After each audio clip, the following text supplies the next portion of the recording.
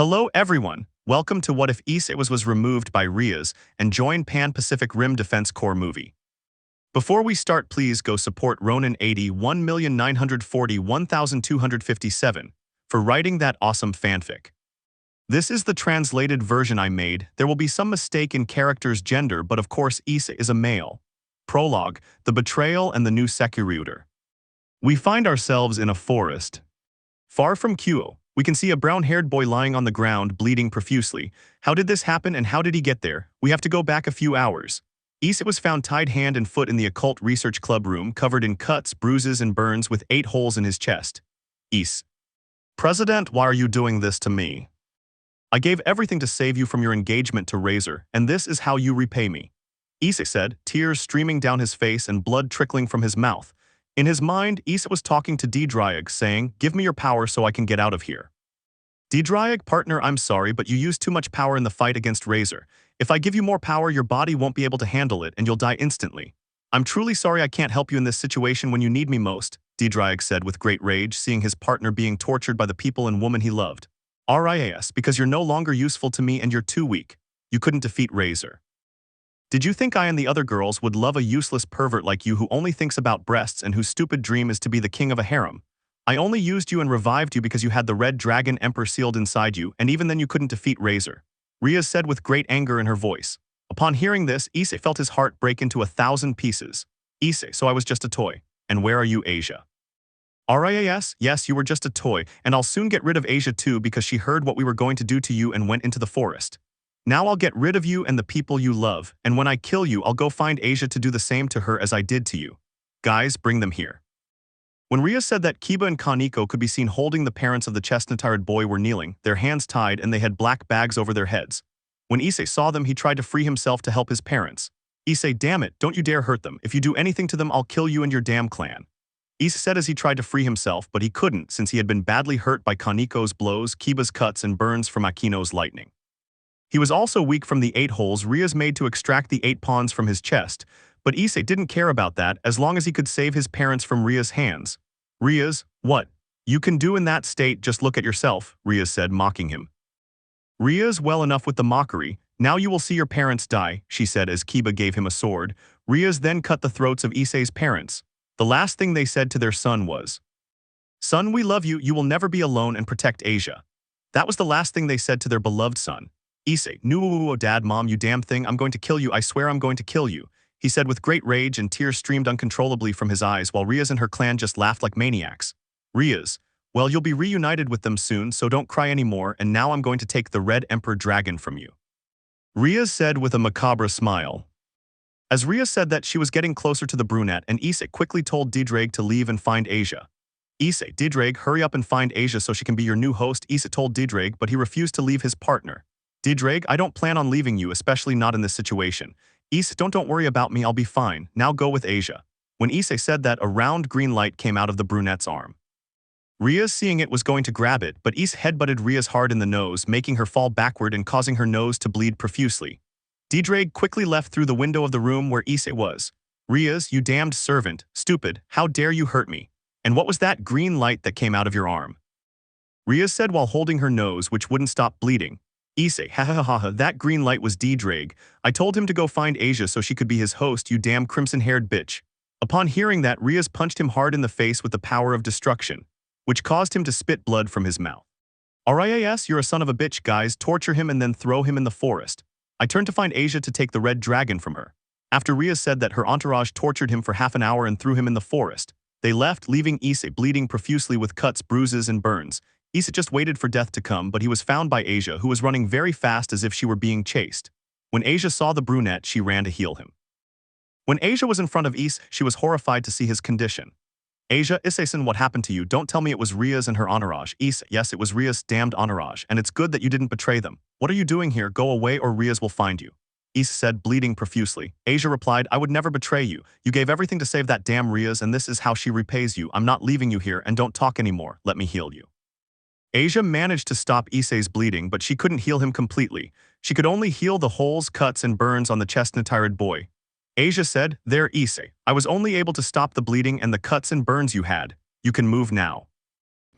At that moment, a golden gauntlet with a purple gem in the center appeared on Asia's hand.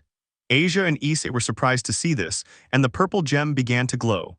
A very familiar voice spoke to the brown-haired boy, saying, "Wow, Issei, I'm glad you're still alive." The purple gem spoke with great happiness. "Issei, D-Drake, I'm glad you were able to find Asia." "D-Drake, yes, Issei, although it was a bit difficult for me to find her." "Issei, I see. And D-Drake, why did the booster gear change from red to gold?" "D-Drake, honestly, I don't even know how it changed from red to gold," D-Drake said, confused. "Asia, Issei, why do I have your gauntlet?" Issei told Asia everything, and Asia was surprised. "Asia, so I'm the new Sekiryuutei." Issei nodded and stood up with some difficulty, so Asia helped him to his feet. Then D-Drake spoke. "Well, girl, now you're my new wielder. I hope let's get along," D-Drake said, to which Asia replied yes. D-Drake said, "Well, girl, I'll sleep a bit. I'm exhausted from looking for you. Oh, and one more thing, don't go making out while I'm sleeping." D-Drake said, to which Asia and Issei blushed. "Asia, what are you saying, D-Drake?" Asia said, turning as red as a tomato. "Issei, I'd better go to sleep, lizard." Issei turned as red as Asia. To which D-Drake just laughed at their behavior. "D-Drake, well, I'm going to sleep." With that, he disappeared. After that, Issei thanked Asia for healing him. "Issei, thank you, Asia, for healing me. Now we have to leave the forest and get out of here." "Asia, yes, we have to go with your parents." Issei, upon hearing that, began to cry. When Asia saw Issei crying, she said to him, "Asia, Issei, don't tell me your parents." Issei, "Yes, that damn bitch Rias and her damn clan killed them." Upon hearing this, Asia cried uncontrollably alongside the brunette, remembering how Issei's parents had welcomed her and treated her as their own daughter, something Asia never had when she was abandoned and called a witch. Seeing Asia cry for her parents' death, Issei hugged her. Asia returned the hug, and they both cried like that for a while until someone spoke. Voice, well, so Asia managed to heal you after the state you were in." Issei, recognizing the voice, quickly turned his head and saw it was Rias. "Issei, damn it, she found us. Asia, get out of here quickly." Issei told Asia to leave. Hearing this, Asia asked Issei why, but when she raised her head, she saw that Rias was standing in front of them. "Asia, damn it, she found us." "Rias, I finally found them. You have no idea how far I had to walk to find them, and the best part is that they're both here, so I won't have to keep walking to kill them," Rias said with an angry face, forming a sphere of destruction. "Rias, well, both of you are going to die right now." With that, Rias launched her sphere of destruction. Issei, seeing that Ria's sphere was coming very fast, quickly threw Asia, thus receiving Ria's attack, which caused a small explosion and a curtain of smoke. When the smoke dispersed, a brown-haired boy could be seen lying with many wounds, blood pouring from him. He only had his pants on since the explosion had disintegrated his jacket and shirt. When Asia saw him, she ran to heal him, but was stopped by a spell Rias cast to prevent her from moving. "Rias, I won't let you help that bastard, and after I kill him, you'll be next." "Rias," she said, standing in front of the brown-haired boy, and she began to stomp on him and beat him like he was a worm, to which Issei would only scream from the great pain he felt. Asia would only begin to cry for not being able to do anything, and seeing how Rias had no mercy on the brunette and did not stop hitting Issei. "Asia, leave him alone, you damned woman." But Rias would only tell her to shut up, take a knife out of her pocket, and begin to make a large cut on his right arm. This is what Issei's cut would look like. Issei would let out a loud cry of pain. Asia, seeing this, couldn't bear it any longer and would yell at Rias with all her might, "You damned girl, you'll pay for this." With tears in her eyes. This would activate the booster gear, and D-Drake's voice would be heard saying, "Welsh Dragon Overboost." Imagine it's Asia breaking free from the spell of Rias and shouting ATHIM. Thus, the armor covered Asia's entire body, and Rias, upon seeing that Asia had activated the balance breaker, would be surprised and frightened, as the power she possessed was monstrous. "Rias, how do you have such great power?" Rias said, her words filled with fear, but Asia wouldn't say anything, and with a speed surpassing Kiba's, scratched Rias' cheek. She turned to face Asia, but Asia delivered a blow to Rias' stomach that knocked the wind out of her, and she clutched her stomach, and Asia already had the brown-haired Issei in her arms. Before losing consciousness, Issei said to Asia, "Hey Asia, I love you so much, and give that crimson bitch a good beating." The helmet of the armor would disappear and reveal Asia's face, who was crying upon hearing that Issei had told her that he loved her, and Asia would say to Issei, "Asia, I love you too, Issei," as they brought their faces closer and shared a passionate kiss. It lasted a minute, the two separating for lack of air, and Issei fell unconscious. When Issei was unconscious, Asia healed him, but Issei's arm would have a scar. After healing the brunette, Asia turned her gaze to Rias, who had already recovered. "Rias, you bitch, you'll pay for what you did to me." After saying that to Asia, Rias created a large sphere of destruction and said to Asia, "Rias, after you're badly injured, I'll torture and kill that damned good-for-nothing right in front of you." With that, Rias launched her sphere of destruction. Asia, that good for nothing, are you referring to Issei? Are you referring to Issei? Asia shouted with great anger in her voice, and the helmet of her armor popped up and launched itself at Rias' sphere, destroying it. Rias was surprised and made another one. But the same thing happened to her as to the first Rias Albert, whose attacks had also been destroyed. She would also launch herself against Asia, and so the two clashed fists. End of prologue. Chapter 1: The Sekiryuutei versus the Gremory clan heir. Epic music LOLs. When Rias and Asia clashed fists, Rias would unleash her demon wings and Asia her armor wings, and the two would begin fighting in the air. Rias would try to punch Asia, but Asia would dodge and realize that Rias' power was beginning to rise. Rias began to throw more punches with a great speed that even surpassed Kiba's. Asia wondered how Rias' power was rising until she remembered what she had asked Aquino. Asia's flashback. Asia, Aquino-san, can I ask a question? Aquino, of course, Asia-chan, what do you want to ask me? Asia, well, I was wondering if Rayasama has ever fought without using her power of destruction. Aquino, of course, Asia, she has fought without using her power of destruction. Since she was a child, she liked an anime called Dragon Ball Z. She liked how the protagonist, Son Goku, fought. Seeing how he lost, she trained tirelessly to become stronger to save those she loved. Rias asked her father if he could train her. When he heard that, his father was excited because he never imagined that his daughter would ask him to train her. His father told her that if she wanted to become very strong, her training wouldn't be easy, but Rias didn't care.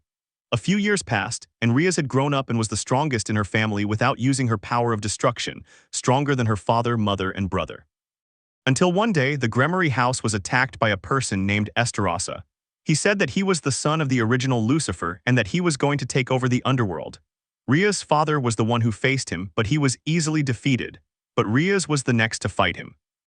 She was the only one who could stand up to him and inflict a lot of damage, but Rias noticed a kind of mark appear on his eye and a black aura covered it.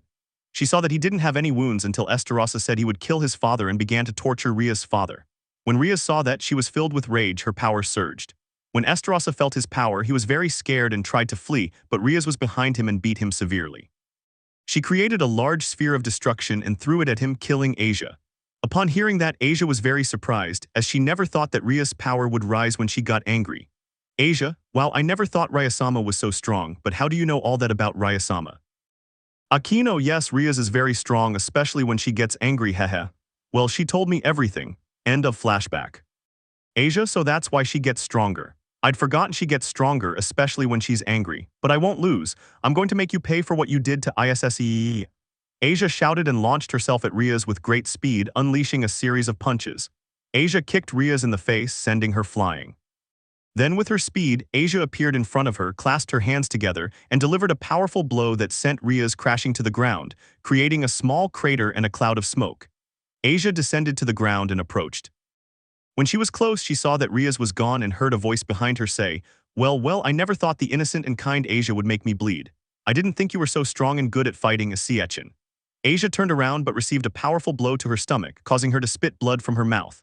Rias grabbed her head and began slamming it against the ground, causing the helmet of her armor to crack.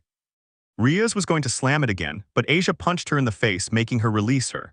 Asia then lunged at Rias, delivering several blows to her stomach, causing Rias to spit up a lot of blood. Rias kneed and elbowed Asia in the head. Asia stopped hitting her, then grabbed her foot, spun her around, and threw her against a tree, shattering it.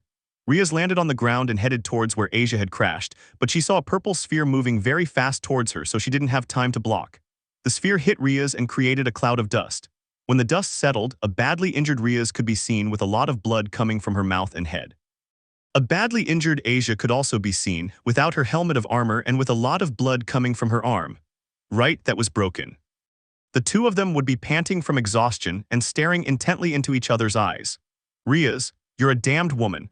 How could a stupid ex-mongoloid like you inflict these wounds on the heir of the Gremory clan? This is all the fault of that damned good-for-nothing pawn, Issei. Asia, stop saying this is all Issei's fault. Thus the two would begin their attacks. Rias and Asia would join hands and both scream at the same time. Rias came home Asia dragon Issei. The two would launch their attacks and they would collide. Rias and Asia were evenly matched in power, or so they both thought. When Rias was hit in the stomach, she was in constant pain and complained a lot, but Rias found it amusing to see Asia in that state. When Asia crashed into the tree, her right arm was bleeding profusely, but she didn't care. Rias, ha, I feel sorry for you, Asia. Just look at your condition and your arm.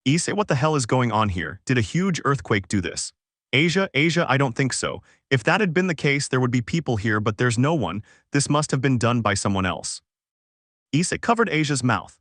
Issei, what are you doing? Issei, Shui, did you hear that? Asia would be silent for a few seconds and would hear the cries of a little girl. Issei, did you hear that? Asia, yes, it seems to be a girl. Look, here she is, Asia said, pointing. Issei turned around and saw a little girl wearing a light blue coat. She had a red shoe in her hand. Upon seeing her, they both ran to see the little girl. Issei and Asia approached the little girl. Asia, are you okay? Nothing happened to you. Issei, what's your name, little one? Girl, my name is Mako Mari, the girl told Issei, who wouldn't stop crying. Asia, nice to meet you, Mako. My name is Asia Argento and this is my boyfriend, Issei Hayaudu. When Issei heard Asia call him his boyfriend, he turned as red as a tomato. Mako, seeing how Issei reacted, giggled a little, which made her look cute. Issei and Asia, she looks so cute when she laughs. Issei, Mako, do you know anything or remember what happened in the city? Mako, the only thing I remember is being at home with my parents when the sirens started wailing and the ground began to shake violently. My mom, dad, and I hid under the table until the shaking stopped. When it did, my dad turned on the news to see what had happened, but they said it wasn't an earthquake.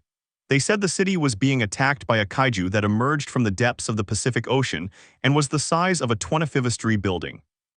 We watched as the monster began destroying buildings, houses, and cars, and it was getting close to Kyuho Academy. Then the military arrived along with the police and started evacuating everyone, but the monster had already arrived. It just stood still for a few seconds and then let out a roar that terrified everyone and began destroying everything in its path. That's all I remember. Asia, and where are your parents? Mako, he killed them. As she said that, she started to cry. Issei and Asia hugged her and they cried too. At that moment, the three looked up at the sky and saw 4 jets begin firing missiles at something obscured by a large cloud of dust. They saw the jets crash into something when suddenly a roar was heard and a large shadow appeared. They could see something emerging and then they saw the kaiju, which let out a great roar. Upon seeing him, Mako screamed and Issei quickly grabbed Asia's hand and Mako carried her with the other hand and they started running with both of them. Asia, what the hell is that thing? Mako, that's the kaiju I told you about. Issei, quick, go into that alley. The 3 of them would enter the alley and Issei would tell Asia to make a teleportation circle. Issei, Asia, quickly make a circle to get us out of here or that thing is going to kill us. Asia, yes, and it would start with a circle marked with a dragon, but then the kaiju saw them and let out a great roar. End of chapter I. The beginning of the kaiju wars. The kaiju would let out a great roar and begin destroying the alley to kill them. Issei would tell Asia to make a teleportation circle. Asia would begin to make the circle. Mako would be hugging Issei very tightly. Issei, Asia, what's happening? Asia, damn it, Issei, forgive me, but I was left powerless after fighting Rias. Issei, damn it, I can't let Asia uha everything. If I don't do something, that thing is going to kill us. Damn it. Issei was very frustrated, but then he heard a female voice behind him, Asia and Mako. Voice, well, I see you're in big trouble, said the female voice.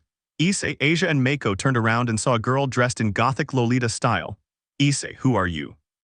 Hello, my name is Rossweisse, I am the Dragon of Infinity, and I see that you are about to be devoured by that thing, Rossweisse said calmly, looking at the kaiju that was about to destroy the alley. Issei, how can you be so calm? Don't you see that thing is about to kill us? Issei said to Rossweisse. Issei, please help us get out of here. Rossweisse, and why should I do that? Rossweisse, please get us out of here or we'll all die. Rossweisse sighed and made a purple circle around Issei, Mako, and Asia, but not Rossweisse. Asia, you won't come with us. Rossweisse, I have nothing to do in the human world. Issei, and what are those things? Rossweisse, investigate how they were able to return to this world. Mako, they were able to bring that thing back. It's already been here. Rossweisse, yes, little one, that thing has been here before. He's not the only one, there are more like him. Asia, where are you taking us? Rossweisse, I will take you to the dragon's territory in the underworld. There you will be safe and don't worry, they won't harm you. When you arrive, look for a dragon named Tannen D. Dryag. He knows him, he will tell you everything about the kaiju. Issei, thank you for saving us. Rossweisse, don't thank me, just promise that you will train so you can save humanity and take care of them, said Rossweisse, pointing at Asia and Mako. Issei, I promise I'll protect them with my life. I'll train to save humanity. Rossweisse would smile and say something to Issei and Asia. Rossweisse, take good care of your daughter. Issei and Asia were about to say something. But they were teleported away and Rossweisse disappeared.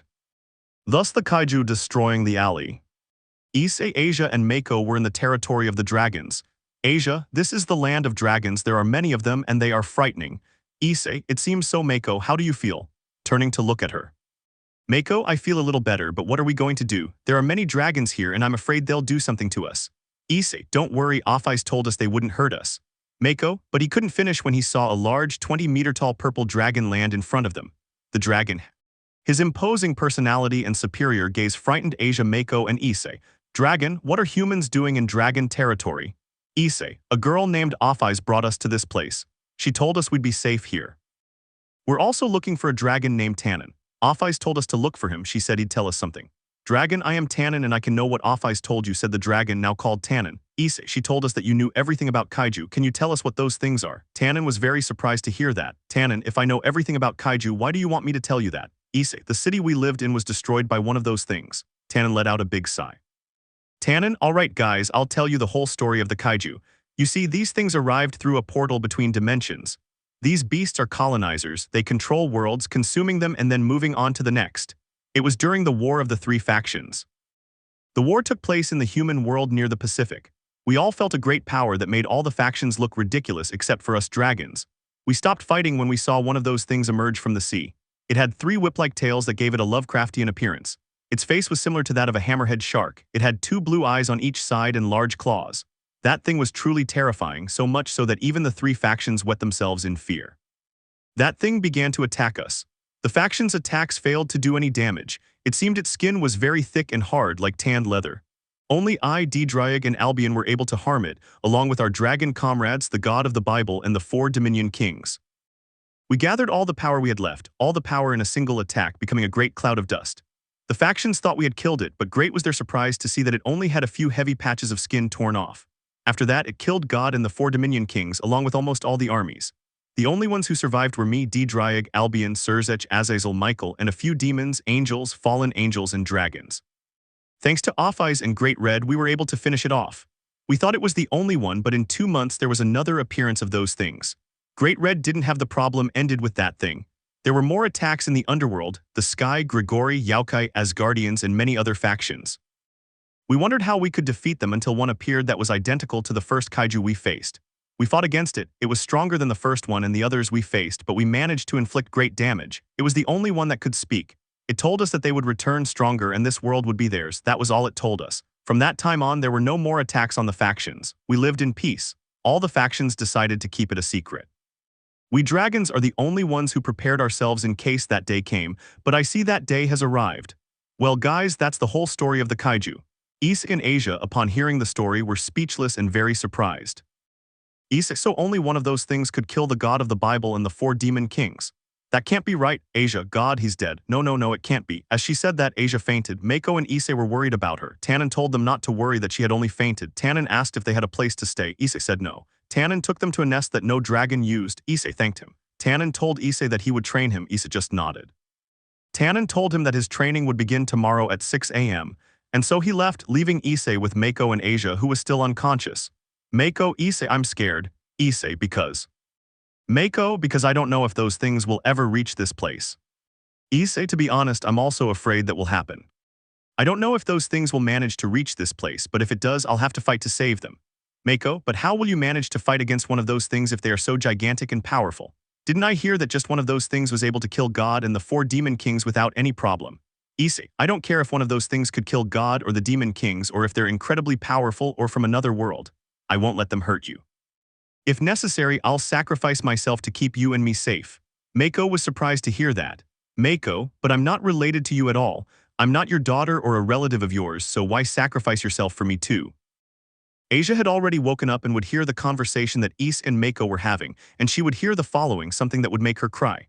Issei, I've grown very fond of you. You've suffered a lot. You lost your parents, you saw innocent people die, something no girl your age should ever see. That's why I'll help you forget all that, and I'll take care of you as if you were my own daughter. If you want, you can call me and Asia Dad and Mom. I don't know if Asia wants you to call her that, or you can call us whatever you like, but I promise I'll protect you like I'm your dad. Upon hearing this, Mako hugged Issei and began to cry. Asia did too, as those words touched her heart. When Issei saw Asia, they hugged each other as well, both of them crying. Issei, well, we should sleep. Today was a long day. I'm honestly surprised by everything that happened in one day. Mako and Asia just nodded and went to sleep the next day. Issei was sitting waiting for Tannen for his training. In the distance, a silhouette could be seen. Issei stood up and began to move his hand from side to side. Tannen saw him and landed in front of him. Issei, good morning, Tannen-sama, making a reference. Tannen, come on, don't be so formal, just call me Tannen. I see you get up at a good time. Issei, yeah, it's a little weird that I woke up at 6 am just to train. Tannen, well kid, your training will last 2 years. Issei, why so much? Tannen, you are a dragon. Issei, I'm a dragon but like you, and my parents were human. Tannen, you gave your heart to Drake to save the sister of the mouse Surzets, right? Issei, how do you know that? Tannen, Azazel told me. Issei, he only told you that. Tannen, if that's all you told me, why are you hiding something from me? If so, tell me what it is. Issei, I don't know if I should tell you, we only met yesterday. Tannen, if you don't want to, it doesn't matter. Issei stared at him for a few seconds and saw that he could tell him what he knew about the betrayal. Issei, okay, I'll tell you. You see, after losing to Razor Phoenix, my friends or so they claimed, and the woman I loved, who was Mao's sister, betrayed me. They tied me up hands and feet and tortured me for hours. The worst part was that damned Rias Gremory killed my parents. They had nothing to do with it. Issei started crying as he remembered his parents being murdered. She gave me this scar. Issei showed his large scar to Tannen, who was surprised. After torturing me, they wanted to take Drake from me, so I told him to go with Asia. He agreed. Then they threw me in the forest, and that's where Asia found me. She managed to heal me, but not my scar. Then Rias appeared and attacked us, but I was knocked unconscious. I saw Asia activate the balance breaker without any problem, and then I lost consciousness. When I woke up, I saw Asia, who was badly injured. She told me that she fought Rias and was able to defeat her. I was very surprised since he had never fought in his life, but he swore they would pay for killing his parents. Tannen, upon hearing this, said nothing and remained silent, then said, Tannen, wow kid, you've suffered a lot. I never thought Mao's sister would do something like this, but they're demons. They only want power, that's just how they are. Kid, believe me, I'll help you become stronger so you can avenge your parents. But don't use your power to do evil, use it to protect those you love. Issei, yes Tannen, I'll use it to protect the people I love. Turning to look at Asia and Mako, who were still asleep. Tannen smiled upon seeing and hearing this. Tannen, alright kids, let's start your training. Issei, yes. I'll skip the training details, I'll just say that Tannen put him through simple exercises like running, squats, and push-ups to get him in shape and prevent him from getting tired so quickly during fights. They did this for 2 months. Then he said he would teach him how to survive on his own, so he took him far away into the mountains. He told him he would return for him in 3 months. Issei was terrified to hear this. He was going to ask why, but then he remembered that if he wanted to be strong and protect Asia Mako, he had to learn everything. Issei just told Tannen to tell Asia. Tannen nodded and left, leaving Issei behind. He was a bit clumsy because he couldn't hunt any animals to survive, but Tannen didn't just teach him how to hunt. He also trained Issei to develop muscles like Captain America's hee-hee. Barva also gave him credit. 3 months had passed and Tannen saw Issei waiting for him. He landed in front of him. Issei, you took a long time. Tannen, hehe, sorry, but look at you. You learned to survive on your own and you've got muscles that will surprise your wife, hehe. Issei, you think so, hehehe. I've learned a lot, but hey, isn't that a bump on your head? What happened to you? Issei would say to Tannen. Tannen, well, I just did it myself. Issei, so what did you do? Tannen, it looks very big, he said, touching his head. Issei, yes, very much. Tannen, well, you see. 2 days later, Tannen was seen. Tannen was the height of a normal person, but he was going at a great speed because he really needed to go to the bathroom. Tannen, hold on, I'm almost there, he said while holding his stomach, but in front of him was a huge mountain. Tannen, oh no, you son of a bitch, I'm going to destroy it with my head, even if I'm destroying it and screaming, Aria, it's coming out. Upon hearing that, Issei just laughed like never before in his life. Issei, hahaha, I can't believe you got that bump just for that, hahaha. Tannen was embarrassed by what he said to Issei. Tannen, yeah dude, it's not funny, I didn't have another option. Well, let's leave that aside, now let's go back to the mountains. Issei, yes. So these are leaving. Upon arriving, Tannen told him to rest for 2 days, to which Issei agreed. So Issei went with Asia and Mako because he wanted to see them since he hadn't seen them since he started coming in. When Issei arrived at his nest called home, he saw Asia and Mako playing. Issei, Asia, Mako, I'm home. Upon hearing that, the two of them quickly stood up and looked at Issei. Mako, Dad, you're home now. Asia, welcome. She didn't finish when she saw Issei's well-endowed body because he wasn't wearing his shirt. Asia's nose started bleeding just imagining Issei doing unholy things to her. Issei blushed when he saw how Asia was looking at him because having been a pervert himself, he knew that look. Issei, this is Asia. Asia snapped out of her trance and looked very flushed, wiping her nose. Asia, welcome home, how was your training? She said, still blushing. Issei, the truth is my training isn't over yet. I'll only be here for 2 more days and then I'll train again. He said this in a sad tone. Asia, I see, but don't be sad because I've trained too. Issei, you too. Asia, yes, Tannen gave me the same training as you and he also gave me 2 days to be with Mako and you. Issei, I see, but you've been leaving Mako alone. Asia, not when I'm entering Tannen's city. Issei, well then, you'll have to spend these 2 days with Mako in the human world if you want to go. Issei, Mako, do you want to go to the human world? Mako, yes, Dad and Mom, we have to do something fun these next 2 days. Issei and Asia had indeed gone to the human world, but not before informing Tannen. They agreed. Upon arriving, they went to an amusement park. Mako and Asia painted Issei's face. When he fell asleep for a while, Mako and Asia couldn't stop laughing at his expression. Asia took a picture of Issei. Issei, why are you laughing? Is there something on my face or what? He's looking in a mirror and saying, dude, you guys went too far. That's how Issei ended up, hehe. Issei started laughing when he saw how they painted him. They spent the whole day having fun until nightfall, and Mako had fallen asleep in the brunette's arms. He was carrying her, and a big smile could be seen on her face. She had a teddy bear, a sign that she had had a lot of fun. Issei and Asia were sitting on a dock. Issei was hugging Asia, and she had her head resting on the brunette's chest until Issei spoke. Issei, you know, Asia, I had a lot of fun with you all today. Who would have thought that at our age we'd be parents? Asia, yes, who would have thought it? The truth is, since Mako came into our lives, we've changed. At first, we didn't know anything about how to take care of a child. Thanks to your parents, they taught me how to care for a child. Issei, I really never thought they'd teach you how to take care of a girl, he said, a little surprised. Asia, you see, the day you went to rescue Gremory, I went down to the kitchen for some water, but I overheard a little conversation that you saw. It's memory. Issei's dad, honey, haven't you noticed that Issei and Asia are getting closer? Issei's mom, yes dear, I do see them more subdued, but you know what's strange? The other night I saw Asia go into Issei's room, and that struck me as very odd. Issei's dad, seriously, our son isn't a child anymore, he's a grown man. He said this while crying in an anime-style voice. Issei's mom, you're right, our son is already a grown man, but if we were to become grandparents, what would you like it to be? I'd like it to be a girl. Issei's dad, I'd also like it to be a girl, but they're still too young, don't you think, for us to be grandparents? Issei's mom, you're right. End of memory. Asia, that's what I heard that day, she said, blushing slightly. Issei, I see, wow, my parents were really distrustful, hehe. Suddenly, a lot of fireworks were seen. Then Mako woke up and saw the fireworks. Mako, wow, they're so cute, aren't they, Dad and Mom? Issei, yes, daughter, they are very pretty. Asia, yes, you're right, daughter, they are very beautiful. So the days passed, filled with laughter and fun. Then they returned to the territory of the dragons and continued their training. 2 years later. Territory of the dragons. Tannen and Issei and Asia are seen fighting face to face. Tannen, wow guys, you've made a lot of progress in your training. Issei, it's all thanks to you, Tannen, but it's time to stop warming up, don't you think? Asia said the same thing, we have to get serious. Tannen, if it's time to get serious, then they're raising their power. Asia had activated the balance breaker, so they began to fight. They spent the whole day fighting, and Issei and Asia were the most exhausted, but Tannen wasn't as much. Tannen, wow guys, you've really progressed a lot in these 2 years. Issei, all thanks to you, Tannen. Asia, yes, thanks to Tannen-san, we have become very strong. Tannen, haha, you're welcome, but don't forget that you must use your power for good and not for evil. Issei and Asia, yes. Issei, by the way, what has happened in the human world these past 2 years? Tannen, there have been many kaiju attacks. The first was in Japan. In 6 days, that thing brought down the Golden Gate Bridge. Humans called it Trespasser. It advanced through San Francisco and created a path of destruction, then entered the neighboring cities of Sacramento and Oclo in 6 days. Thousands of people died in the conflict. As the monster advanced, the military had to use 3 nuclear missiles to kill Trespasser. 6 months later, no one expected a second kaiju attack, which was in the city of Manila in the Philippines.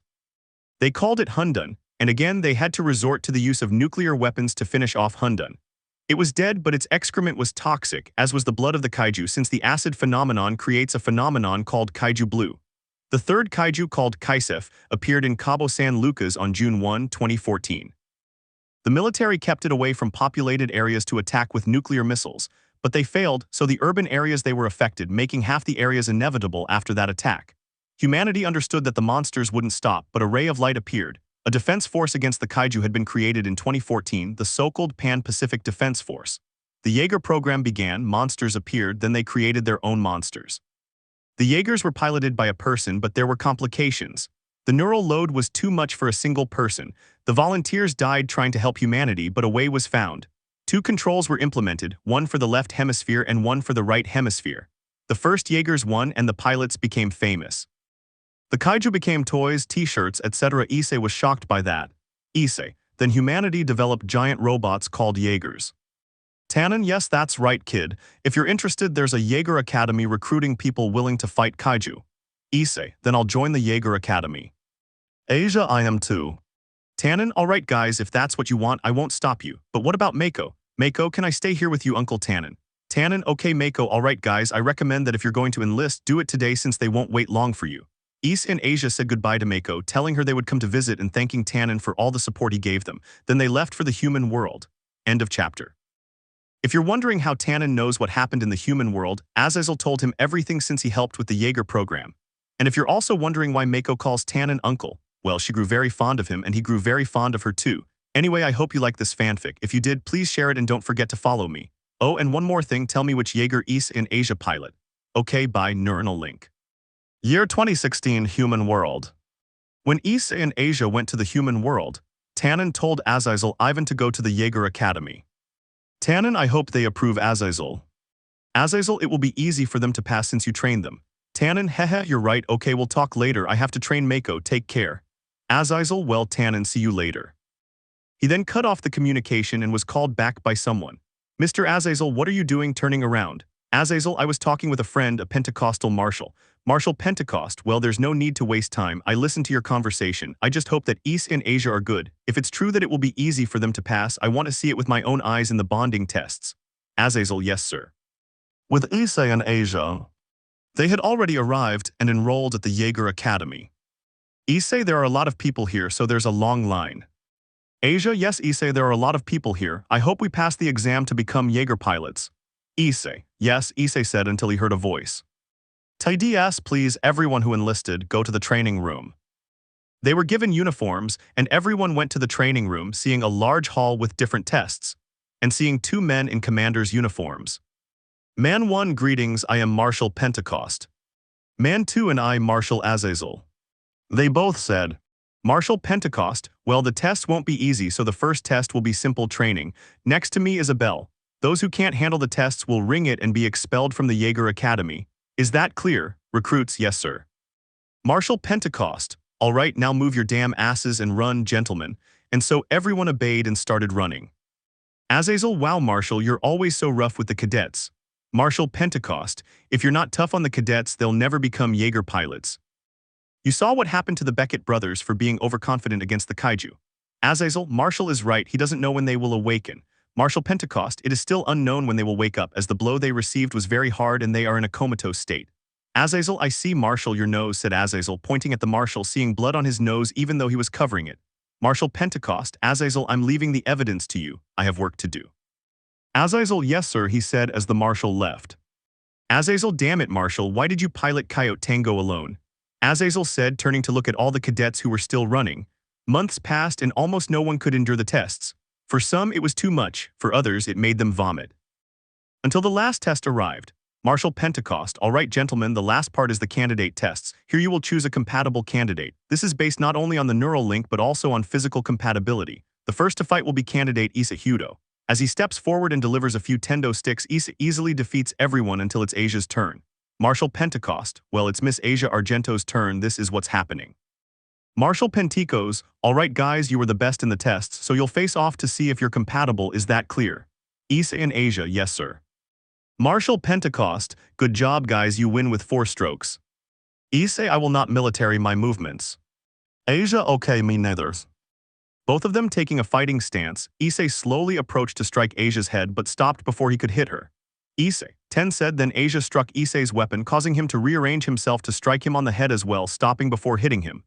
Asia, 11, using her staff like a sword, which Issei used to his advantage to lightly strike Asia in the back. Issei, 21, concentrate, then they'll look at each other for a few seconds, then Issei will lunge at Asia to strike, but Asia will block them, their weapons clashing like swords. Asia will make Issei back away, letting his guard down, which Asia will take advantage of to strike Issei. Asia, 22, be careful to take a fighting stance like this, the two clashing sticks again. In a moment of carelessness on Issei's part, Asia grabbed his arm, turning him around and putting her weapon to Issei's face. Asia, 32, that's how it's falling behind. Marshal Pentecost, Miss Argento, more control. Asia nodded, then Issei stood up, their weapons clashing again. Issei and Asia didn't let up until Issei took her by surprise, grabbing her arm, then turning Asia around and knocking her to the ground, placing his weapon against her face. Asia got up, striking Issei's weapon, then assumed a fighting stance, nodding her head at Issei, who nodded for the final blow that would decide the winner. Asia was going to strike Issei, but he dodged, ducking to grab her foot and then knocking her to the ground, applying a hold and winning the fight. Marshal Pentecost, enough, mister. Hyujuo you won, so I would decide your partner, even though he is giving a reference and saying. Issei, yes sir, she will be my partner. Marshal Pentecost, all right, report to the Shatterdome in 2 hours. There you will discover which Jaeger will be yours, and so everyone withdrew from the final test, until someone spoke. Persona 1, you idiot, I'm glad you passed. Persona 2, who would have thought that our friend Issei Hyaudu would also become a Jaeger pilot? Issei would get angry upon hearing that and turn around to beat him up, but he was surprised to see his 2 great friends.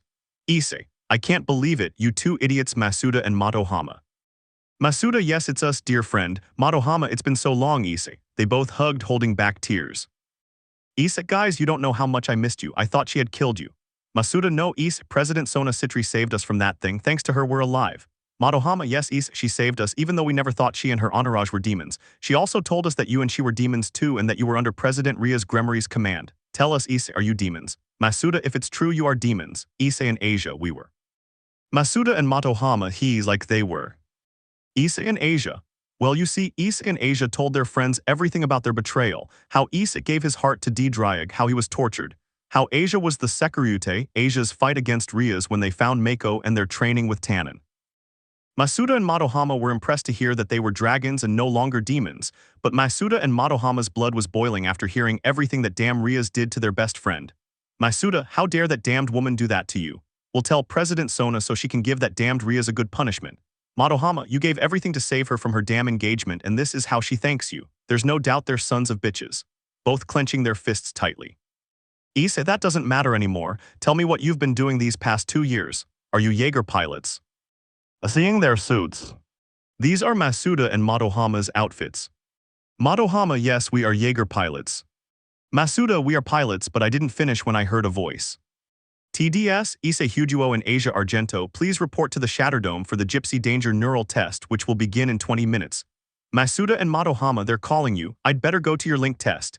Issei and Asia just nodded and left, but before they could go, they were told something. Masuda, guys, don't cling to your memories. Motohama, remember, don't chase your memories, let them flow, don't cling to them, ignore them, focus on the link, and in silence. Masuda and Motohama, and remember, the stronger the bond, the better the fights. Issei and Asia, if they're leaving like that. Test by Gypsy Danger 800 hours. Pilots on board and ready for the link. Issei and Asia were in the cabin, but Asia was a little nervous because it was the first time she had done something like this. Asia, Issei, I'm a little nervous. Issei, relax, everything will be alright, don't worry. Asia, okay, and which side will you take? Issei, I'll take the right side, my left arm is injured. Asia, okay. Issei, you look radiant in that outfit. Issei said that, and Asia blushed like a tomato. They were talking because they had arrived a little early and the test hadn't started yet. 20 minutes passed and these LLA were ready for the test until they heard a voice. Greetings, I see you will be the new pilots of Gypsy Danger. It's a pleasure to meet you, Issei Hyaudu and Asia Argento. Issei, it's also a pleasure to meet you. What's your name? Oh, sorry for not introducing myself. My name is Tendo Choi, but you can call me Tendo. Asia, it's a pleasure to meet you, Tendo. Marshal Pentecost. Good, Mr. Choi, prepare the neural link. Tendo initiating neural link. TDS simulation started in 3, 2, 1, initiating link. Issei and Asia had a spasm and their minds were flooded with memories. They could see a brown-haired boy with his childhood best friend, who was actually a girl, playing happily, and his betrayal of the Gremory clan, a blondie-haired girl healing a badly injured puppy and then healing several people, and his fight against Rias. TDS link strong and stable.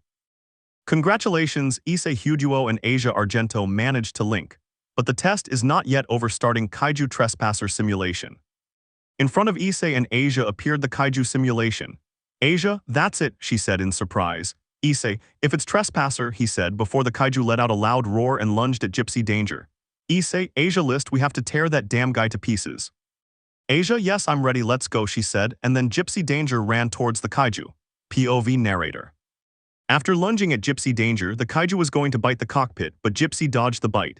Then Gypsy landed a right hook to Trespasser's head, grabbed him by the head and hooked his jaw, knocking out 3 teeth. This angered Trespasser, who slashed Gypsy's chest with one of his claws. The damage wasn't very serious, as Asia was able to dodge the scratch. Issei, well, Asia, we must invite the blue kaiju to affect the active area, the plasma cannon. Asia, yes, she said, before activating the plasma cannon that was forming on the left side. Trespasser began to approach and jumped on top of Gypsy, leaving his body exposed to Gypsy's arms as he tried to pierce Gypsy's helmet. Asia charged the plasma cannon and with one blast destroyed Trespasser's chest, but the kaiju pierced one of Gypsy's legs, though the damage wasn't too serious. Trespasser backed away, crushing cars and smashing windows and buildings. Issei, Asia, let me have the plasma cannon. We need to activate the chain swords. Asia, well, so these are activating the chain swords. Issei, my signal activates the thrusters. Asia, okay. Issei, now. Asia, well, Gypsy started running towards Trespasser, who then jumped with his chain swords, piercing Trespasser's head and ending his life. After that, Issei and Asia high-fived as a sign of victory. TDS simulation completed. Marshal Penticos, congratulations guys, you did it. You were able to link up well and beat Trespasser. Issei and Asia, thank you sir, giving a military salute. Marshal Penticos, well, from today onwards you are the new pilots of Gypsy Danger. Issei and Asia, seriously. Marshal Penticos, of course, now go and rest, that's an order, soldiers. Issei and Asia, yes sir. End of chapter. Supporting Romeo Blue. 6:00 AM Headquarters. TDS, attention all ACES pilots and stations. This is not a drill. Movement has been detected in the abyss. I repeat, this is not a drill. Movement has been detected in the abyss. Category 2 Kaiju, codename Hardship. Pilots Masuda and Motohama report in. ACES Jaeger Romeo. Masuda, what do you say? Ready for the third victory. Motohama, I'm always ready kid, don't get cocky. Masuda, haha, grandpa said the same thing to you. Soldier, quick gentlemen, hurry up. Masuda and Motohama, yes. They both said this before leaving their room and heading to their Jaeger, while elsewhere in the barracks. Issei is quick. Issei, I'm coming Asia, damn it, he said while yawning. If you hadn't been talking in your sleep saying yes, Issei, give it to me harder, make me yours, pull my hair, put me on all fours, I would have slept well. Asia, blushing, no, I don't know what you're talking about. Issei, are you crazy? You're the one who talks in his sleep. Issei, what did I say while I was asleep? He crossed his arms. Asia, with an amused smile, you say no Asia, don't squeeze my nipples, you're driving me crazy, no Asia, they're too tight. Issei, blushing deeply, I have never said that in my sleep.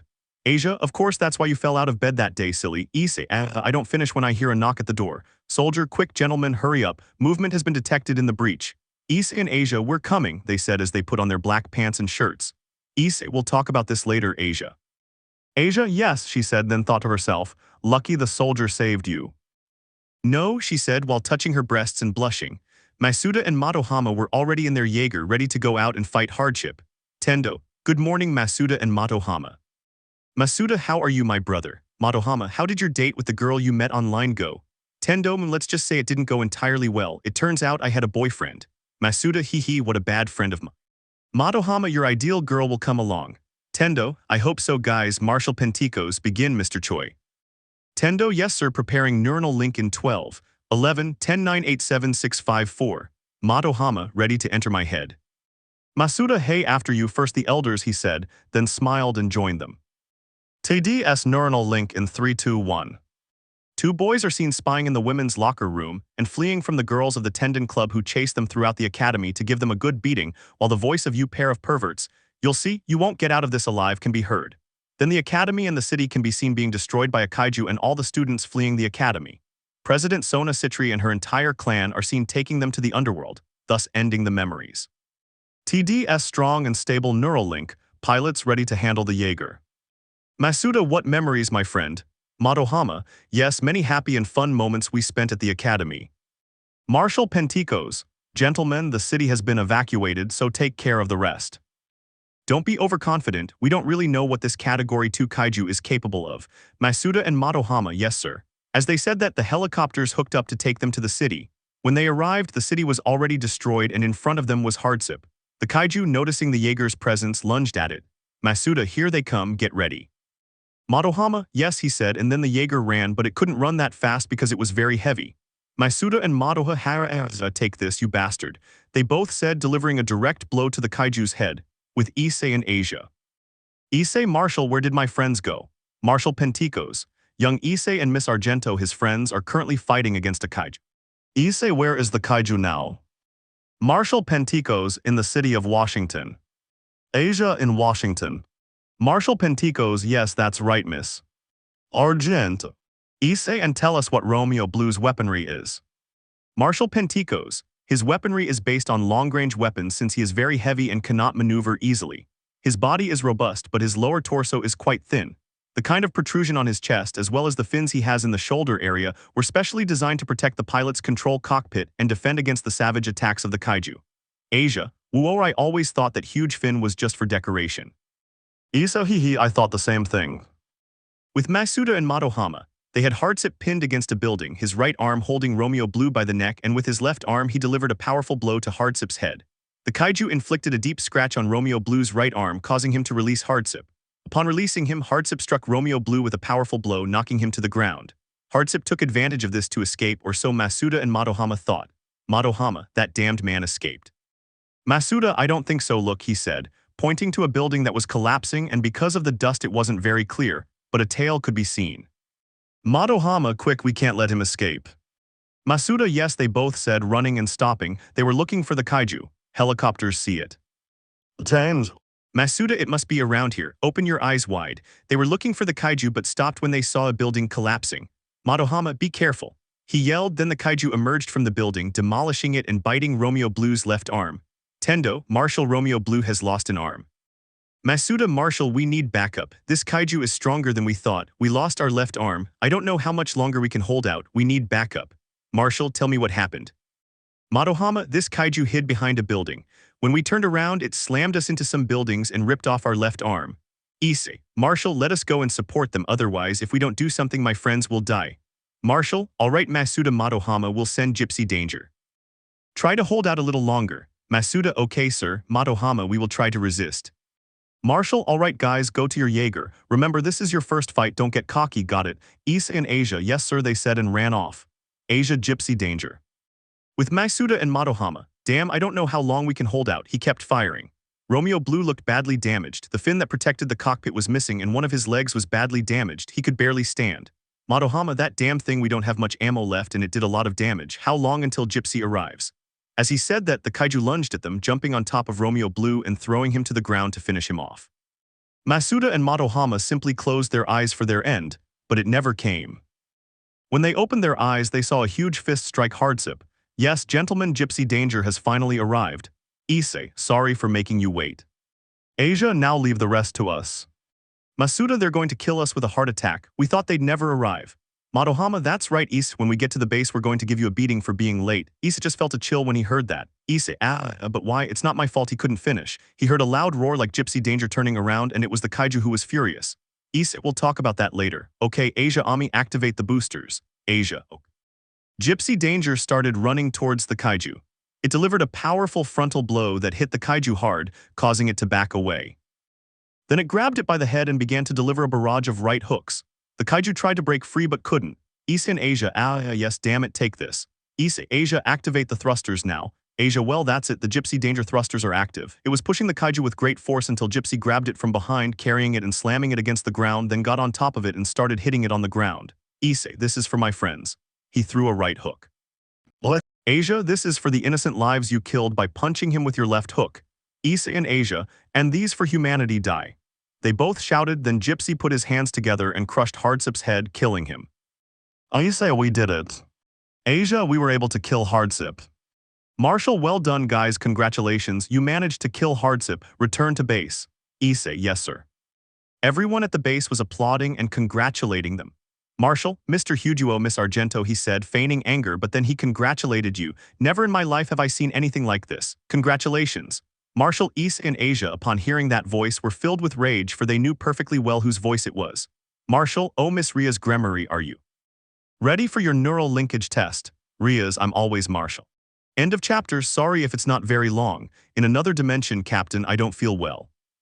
Caps, you'll be okay, Midoriya. Midoriya, I don't know what's happening to me. I don't know what he said while holding onto Captain America and beginning to shed tears and his body began to fade away. Midoriya, I don't want to leave, I don't want to leave, Captain, please. I don't want to leave, I don't want to leave. Imagine that he is Captain America. Midoriya, I'm sorry, were the last words he said before his body disappeared. Captain Midoriya, the captain shouted, crying. As she said that, a portal appeared, and on the other side a classroom was visible, with some students crying uncontrollably. A brunette girl began to scream and tried to break free from someone who was holding her. Uraraka reminds you that you cannot enter that portal no matter how hard you try. The portal will not let you in. I don't care, let me go, Lita, let me go. Uraraka shouted, still crying. There he might please do something, but he didn't answer, seeing that the young man he had trained and given his power to was gone forever. Uraraka, this is my fault. If I hadn't cheated on him with Bakugo, this wouldn't have happened, she said, crying. Lita, it's not everyone's fault. All of us here are responsible for this. We betrayed him and tortured him to the point of almost dying, she said, tears streaming down her face. Uraraka. UKUKUNNO. Don't leave me alone. I love you. Forgive me. I didn't mean to deceive you. This will be a new story, and it's called I Became. Guess the full name. Haziha. Spending the day with Meiko. Headquarters. I am always ready, Marshal. That's what Rias said to see Issei and give him a smile. Upon seeing that, Issei could only get angry. He turned around and left with Asia. Issei, what's that damn girl doing here? I don't think she just enlisted for no reason. Asia, you're right, and I see you noticed it too, didn't you, Issei? Issei, I see you too. That damn thing has increased her magic power. She doesn't have the same aura as before. Asia, well, we have to worry about that. Then we have to go see Meiko. I really want to see her. Issei, you're right. I want to see Meiko too. Airi, I want to hug her. Asia, yes, me too, but we have to ask the Marshal for permission. Issei, I'll go tell her. You go rest. You're very tired from fighting Harsey. Asia would nod and leave. The Marshal was in his office reviewing some papers. Marshal Pentecost, damn it, so many attempts and it always bounces back from the breach, but what goes wrong? The Marshal wondered. Knock, knock, knock. The door was heard. Marshal, who is? Issei, Marshal, it's me, Issei. May I pass? Marshal, of course, come. Issei, excuse me, even though I'm entering.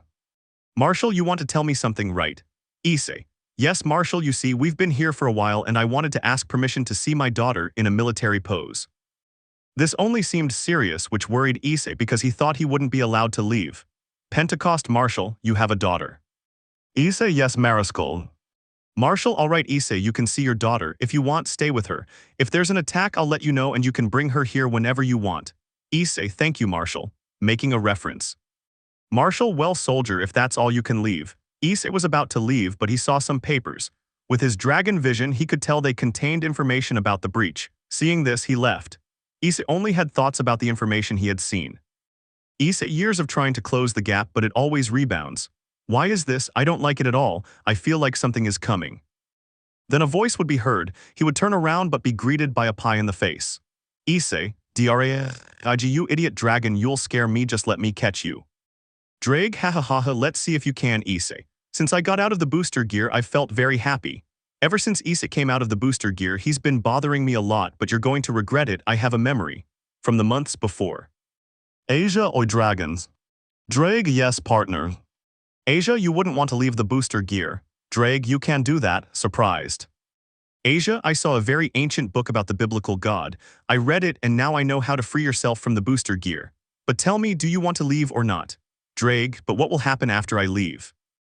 Asia, according to the book, if he released you, nothing would happen, but it also said that you could return and leave whenever you wanted.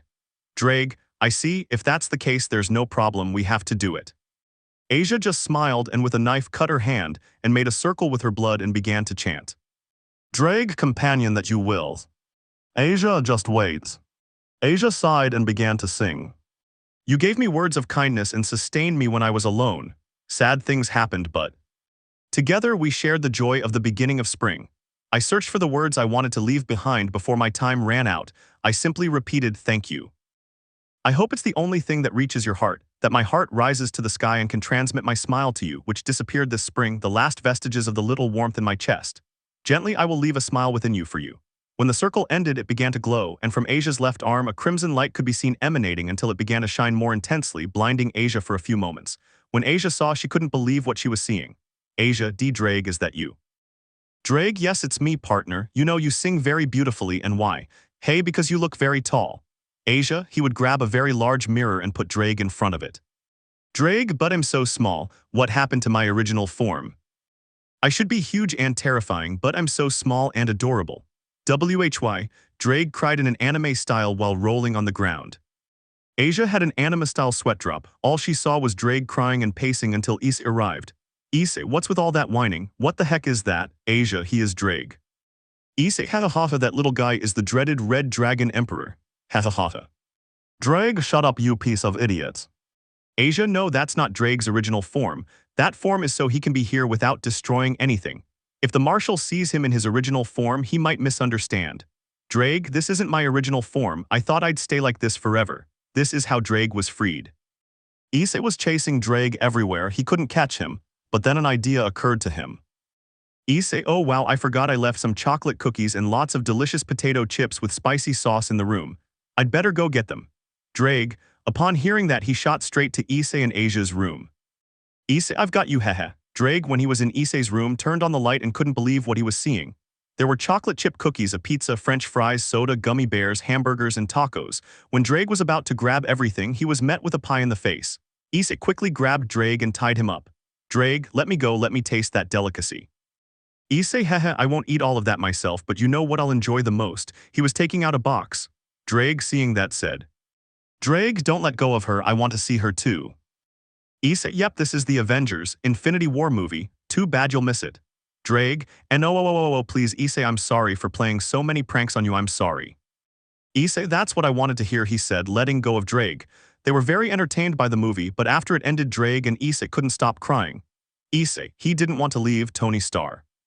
Drag, and why did they all have to die? Asia was arriving, but upon seeing Issei and Drake crying, a drop of sweat appeared on her forehead. The next day they would go to the territory of the dragons. Issei, I can't wait to see Mako. Asia, me too, let's go. They would fly there. Upon arriving, they could see Mako training with Tannen. Mako shouted Issei with a big smile on her face. Mako was very happy to see the two of them. Mako, mom and dad, it's so nice that you're here, hugging them. Asia, I swallowed this while giving her a very large bear. Issei, I swallowed this while giving him a stitch of the same size. Mako, oh they're so cute, thank you dad, mom. Issei, Mako, do you want to go to the amusement park? Mako, YSSSS let's go. Asia, but first go take a shower, you're very sweaty. Mako, yes, she would leave very excited. Issei, he has grown so much, how time passes. Asia, you're right, I wish they were 5 years old again, they're already 7. Issei, I'd like that too. Tannen, wow kid, you should have told me you were coming. Issei, hey old man, how have you been? Tannen, good, thank you, and how have you been? Asia, we've been doing well. Tannen, I'm glad to hear that. Hey, you're forgetting about me. Tannen would turn around and see Drake in his original form. Tannen, what the hell, how did you get out of the booster gear? Drake, Asia, me free. Asia, if I were Tannen, I would ask him to explain, so Asia would tell him about what she had to do to free Drake. Tannen was in shock, he couldn't believe what he had heard. Mako, I'm ready, mom, dad, let's go. Issei, yes, let's go, but let me give this to those two. He took out a bottle of golden apple liquor. Drake, that's great. Tannen, yes, with this I'll be able to feel good. Issei, haha, don't overdo it with the drinks, let's go. Issei, Asia, and Mako would head towards the human world. Drake, I bet I can last longer. Tannen, will see, my friend. In the human world. Mako, mom, can we go on the Superman ride, please? Asia, sure, let's go. Issei, why yes, let's go. Asia, haha, nothing will happen. Mako, mom, what's wrong with dad? Asia, your dad is afraid of roller coasters because when he was 5 years old he threw up all over the seat, haha. Mako, seriously, dad did something like that, haha. Issei, hey Asia, you didn't have to say that to him, he was very embarrassed. Asia, nothing will happen. Issei, well, we have to go up. A while later, Issei, I'm never getting on that roller coaster again, trembling with fear. Asia, hahaha, Issei, it's good that you didn't throw up this time. Mako, haha, dad, this is so much fun. Let's go play another game, dad, mom, Issei, sure. Asia, which game should we upload now? Mako, let's see. She saw a game where if you made 3 basketball shots you won a giant plushie. I know, dad, you'll be able to pull off a huge plushie for mom. Issei, of course I'm capable, want to see. Mako, if you can't, you'll give me 100 yen. Issei, echo, they head towards the game, then Issei takes the balls and concentrates. Come on, you can do it, concentrate, you son of a bitch. Issei would throw the first one, scoring in the basket. Mako, go ones. Issei would take the second ball and throw it, scoring the next one. Mako from dues. Issei, come on, this is the last one. If you score, you're a badass, and if you don't, you're a complete idiot. As he said that, he would throw the next one, which would start to spin around the circle. Come on, don't let it fall, don't let it fall. Closing his eyes. Mako, 3 hours I lost. Issei opened his eyes to see, and it was true, the ball had fallen inside. Issei, YSSSSS, I did it. He would take a large Pikachu to Asia, here you go, my love. Asia, whoa, he's so cute, thank you, my Issei, giving him a kiss on the lips. Mako, hey, leave that for later, I'm here pouting. Asia, sorry, blushing. Mako, dad is really good at games. Issei, haha, thanks, but your mom isn't the only one I got a plushie from. Pulling out a Stitch plushie, here you go. Mako, whoa, how cute. With stars in her eyes, thank you, Dad. Hugging Issei and giving him a kiss on the cheek, I'll protect him with my life. Asia, you're really good at games. Issei, it's not that big of a deal. What game do you want to play now? Mako, let's go to the jellyfish. Issei, Medusa, Asia, yes, that game is really fun. Issei, okay, let's go. Mako, yes. After a while, Issei, they should have told me it was a roller coaster, crying anime style, they're really bad. Mako, hey Dad, you're a crybaby. Asia, it's true you were about to throw up, you don't even get like that when we're driving Gypsy Danger. Mako, you guys pilot Gypsy Danger with stars in his eyes, my parents pilot the kaiju executioner, that's great. Issei el verdugo. Asia, the kaijus. Mako, that's what I call him since he's had many battles and always wins, killing the kaiju without mercy, punching the air. Yes, yes, yes, that's how the other pilots should be, they shouldn't have mercy on the kaiju. Issei and Asia had zero faces because they didn't know Mako were like that. Mako, Mom and Dad, when I grow up I can be a Jaeger pilot. Issei, of course you'll be a great pilot. Asia, you will be the best in the world, my girl. Mako, yes, I'll do my best to be the best. When the kaiju see me, they'll run away crying to their mommies. Issei, hehe, well, changing the subject, what do you want to do now? Mako, oh, we have to go to the movies. Asia, if we have to go to the movies. The cinema. Issei, okay, we're here, but what movie are we going to watch? Mako, oh, we have to watch My Hero Academia, 2 Heroes. Issei, okay, but what's it about? Mako, no, Dad, don't tell me you've seen it. It's a great anime. Asia, and what's it about? Mako, it's about a boy named Izuku Midoriya. He wants to be a great hero. In his world, humanity has superpowers called kosais, gifts, or singularities. He was born without any powers and was always bullied by his childhood friend Bakuju, but he met his idol, the symbol of peace and #1 hero, All Might. Mako would tell him everything about My Hero Academia. Issei, woo, now I really want to see it. Asia, me too, let's go quickly, we have to see her. Mako, yes. A few hours. Issei and Asia didn't blink as they watched the final scene. Mako, let's go, Izuku and All Might, Mako plus Ultra. Mako would shout upon seeing such a scene, yes, they won, hugging his dad. Issei, woo, what a great ending. Asia, it's true, with stars in her eyes. When the movie ended, they left the cinema, but it was already night. Issei, it's already dark, we have to go home. Asia, if we have to live. Mako, they're leaving already with a sad face. Issei, no, Mako will stay with you, let's go home. Mako, yes. Asia, okay, let's go. Issei, yes, making a magic circle, these had appeared in an apartment. Mako, where are we? Issei, at home. Mako, this is my house. Asia, yes, Mako, this is where the 3 of us will live together now. Mako, yes. Issei, do you want to see your room? Mako, Issei, okay, let's go. They walked until they reached Mako's room. She couldn't believe what she saw because in her room there was a huge Gypsy Danger figure and also one of All Might, along with many My Hero Academia figures and posters. What do you think? Do you like it? Mako, it's beautiful. It's the best room in the world. Thank you, Dad, Mom, I love you so much. Starting to shed tears. Asia, don't cry, my loves. Mako, it's just I have the best parents in the world, I love them so much. A Jaeger Gamma pilot cries. Issei, even a Jaeger pilot can cry. If you have to, do it. You're the best daughter in the world and you'll be a great Jaeger pilot. Asia, if your dad is right, we have the best daughter in the world. Mako, do you think it's the best? Issei and Asia, of course you'll be the best, hugging her. Issei, alright, it's time to sleep, but first I want to sing a song to my queen. Looking at Asia, making her blush at what Issei said. When the song ended, Asia threw herself at Issei and wouldn't stop kissing him. Asia, you're the best boyfriend I've ever had. Issei, well, for my princess, I know you'll like this song a lot. Mako, and which one is it?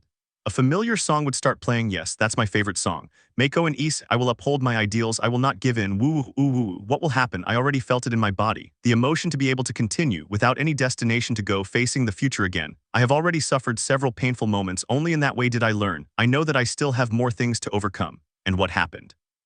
I couldn't find anything but a solution. I realized that now everything is lost, and what happened? I can't take it anymore, my great mistake, I will face it now. The world will open up now. Dream your heart, you will be able to save from the void at last. The shadows must be destroyed, we will win. Woo-woo-oh-ooh-woo-woo. Search, you will find it in other places.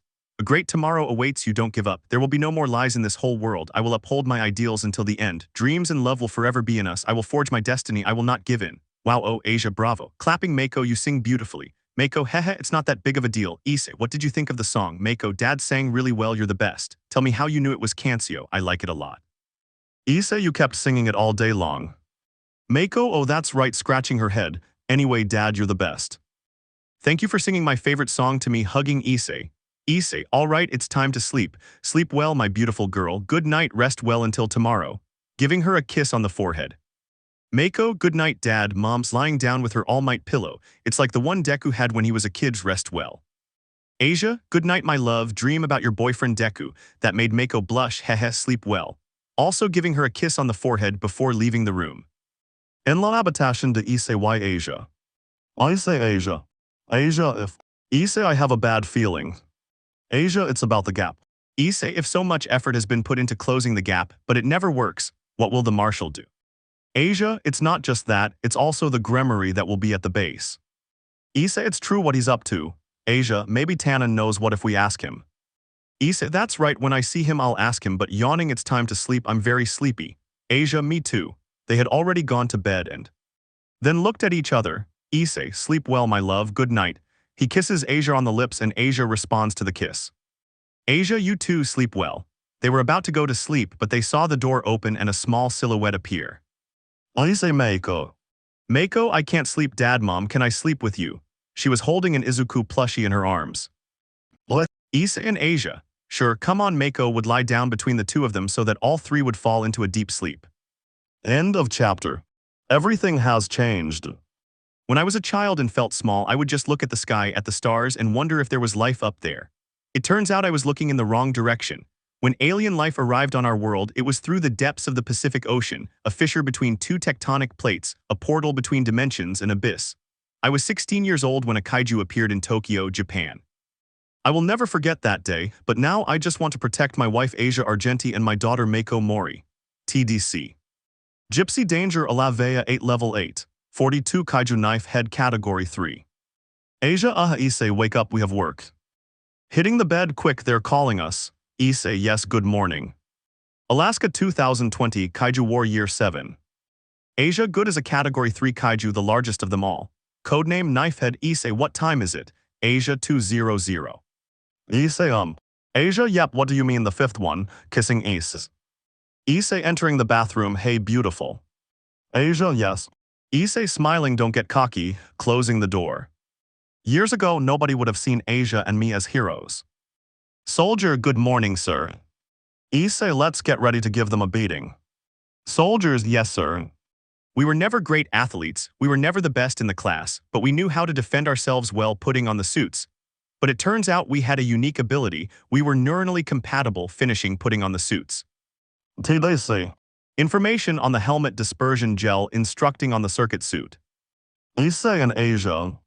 We're entering the Gypsy Danger control cabin, and then they put on all their equipment. Good morning, gentlemen. Issei, how are you, my brother? Asia, how was the walk with Alizen last night, Mr. Choi? Tendo, nah, damn her boyfriend, not too much. Issei, haha, they're going to kill you. Tendo, hee hee, you must never give up, brother. Interrupted by the marshal. Marshal, begin, Mr. Shield. Tendo, activating Sir Marshal Pentecost on the bridge, isolating capsules ready to release. Asia, all ready to dock. Issei, Gypsy Danger, we're ready. They both left it for later. Gypsy's head slid down and joined his body. Tendo, Union confirmed, sir. Marshal, initiate pilot protocol. Tendo, in process. TDC. Pilot link protocol sequence. Then the base doors began to open to bring Gypsy out to fight. Asia, Gypsy Danger active and online, sir. Marshal, gentlemen, this is the Marshal Pentecost, prepare for the link. Tendo, starting in 15 seconds. 14, 13, 12, 11, 10, 9, 8, 7, 6, 5, 4, 3, 2, 1. Issei, ready to enter my beautiful head. Asia, hey, after you first, the oldest, handsome, she said, closing her eyes. TDC. Pilot link protocol sequence initiating. The Jaeger technology link, based on neural systems of the Defense Development Agency's two pilots merge with a giant machine through memories. The stronger the link, opening eyes suddenly, the better fights. Tendo, strong and stable neural connection. Issei, calibrating right hemisphere. Asia, left hemisphere calibrating. They said this to raise their hands and bump their fists together. Imagine it's Issei. Marshal, gentlemen, you must secure the perimeter width, understood. Issei, understood, sir. Sir, there's a ship with civilians in the Gulf that interrupted. Marshal, gentlemen, you're protecting a city of 2 million. Don't risk those lives for a 10-man ship, understood? Issei, understood, sir. Asia, that man is cold, you know what I think. Issei, I'm in your mind, I know it. Asia, let's go fishing, smiling. Let's go, here we go, handsome, with more strength. Issei, worry about yourself, beautiful, Issei. There are things you can't overcome, the forces of nature, while Gypsy was sinking into the sea. If you see a hurricane approaching, you have to run, but when you're in a Jaeger, you can magically face the hurricane and win. Elsewhere on the boat. Alaska 16 kilometers from the coast. Captain, damn, how long will it take to reach land? Fisherman, 11 kilometers to Anchorage, sir. Fisherman 2, but will never arrive in one piece. It's the safest option. Captain, what about that island 5 kilometers away? Pointing at the radar. It's not 3 kilometers away, it's getting closer. How on earth can he get close? Captain, damn it, turn around quickly. It's not an island, it's a kaiju. The captain shouted in terror as the kaiju emerged from the water. As it surfaced, it roared and stared at the ship for a few seconds. Then it unleashed a powerful, rigid movement, raising one of its claws to kill the entire crew. Nuwu. They all screamed, closing their eyes for the end, but suddenly a great light burst from the water, blinding the crew for a few seconds. When their sight returned, they saw Gypsy grabbing the ship with her hand. Asia, I have it, use the torque. Issei, right away. Thus he would get into a fighting stance. The kaiju would roar and with its claw try to hit Gypsy, but he would quickly dodge it, so the kaiju would only scratch his back while Gypsy argued with the ship. Asia, take these. While both closed their fists and would deliver a right hook. Then to give him a left hook. Then put both hands together and hit him. The kaiju is now more than angry and would launch itself at Gypsy. Trying to bite the control cabin, but Gypsy would stop him with one of his hands. Issei, plasma cannon. TDS active plasma cannon, take this. They fired at the kaiju that would tear apart a part of its stomach. They hoped the kaiju would fall into the Dead Sea, or so they thought. Our pilots. At the base. Tendo plasma cannon activated 11 kilometers from the coast. Sir. Marshal, Gypsy, what's going on there? Asia, we did it, sir, we succeeded, this is our 5th victory. Marshal, they disobeyed a direct order. Issei, with all due respect, sir. We completed the mission and saved everyone on the ship. Marshal, return to base now. Issei, hee, yes, sir. Tendo, detecting a kaiju, looking at the monitor, that thing is still alive. Marshal, Gypsy, we're still detecting it. Get out of there, do you hear me? That thing is still alive, take the ship and get away from there. Issei, we have to go. Asia, we must not fight. Issei, Asia, you didn't listen to the Marshal, we must go, those are his orders, we have to go. Asia, you're going to run away, go if you want, I'll kill him with or without your help. Getting into a fighting stance, will you help me or not? Issei, damn it. YSSSSSSS. Issei would shout, but the kaiju would come out of the water. And with his claw he would strike Gypsy's head while Asia, with his arm, restrained the bite. Issei, active plasma cannon, while aiming at the same area where the first shot was, but the kaiju would push Gypsy against a mountain, crashing it. And with its head it would pierce his right arm and tear it off, making a strong electric shock that would make Issei scream in pain. Tendo, they lost their right arm. Issei, HAAs, damn Asa, what a pain. Asia, ISSE. Asia shouted worriedly, letting go of the equipment. Issei, not like that, don't let go, he yelled, and the kaiju hit the cockpit again. The blow was so hard that it sent Asia flying and his arm got stuck in a metal stake. Asia, HAAA, Issei. ASIAA. Also breaking free. Asia, don't move, I'm going to pull out the stake, this is going to hurt. With all his strength he would take the stake and pull it out instantly, making Asia scream in pain. Asia, HAAS. It hurts a lot, grabbing her left arm which wouldn't stop bleeding. Issei, I'm sorry, I should have listened to you, I'm stupid, I'm sorry. Issei, that doesn't matter now, take this, giving him a rag, press hard. Asia, Issei, what are we doing? Issei, you can't fight in that state, I'll have to pilot Gypsy alone. Asia, you're crazy, if you pilot Gypsy you'll end up like the Marshal, I won't let you. Standing up but falling to her knees, what's happening to me? I feel dizzy, falling unconscious.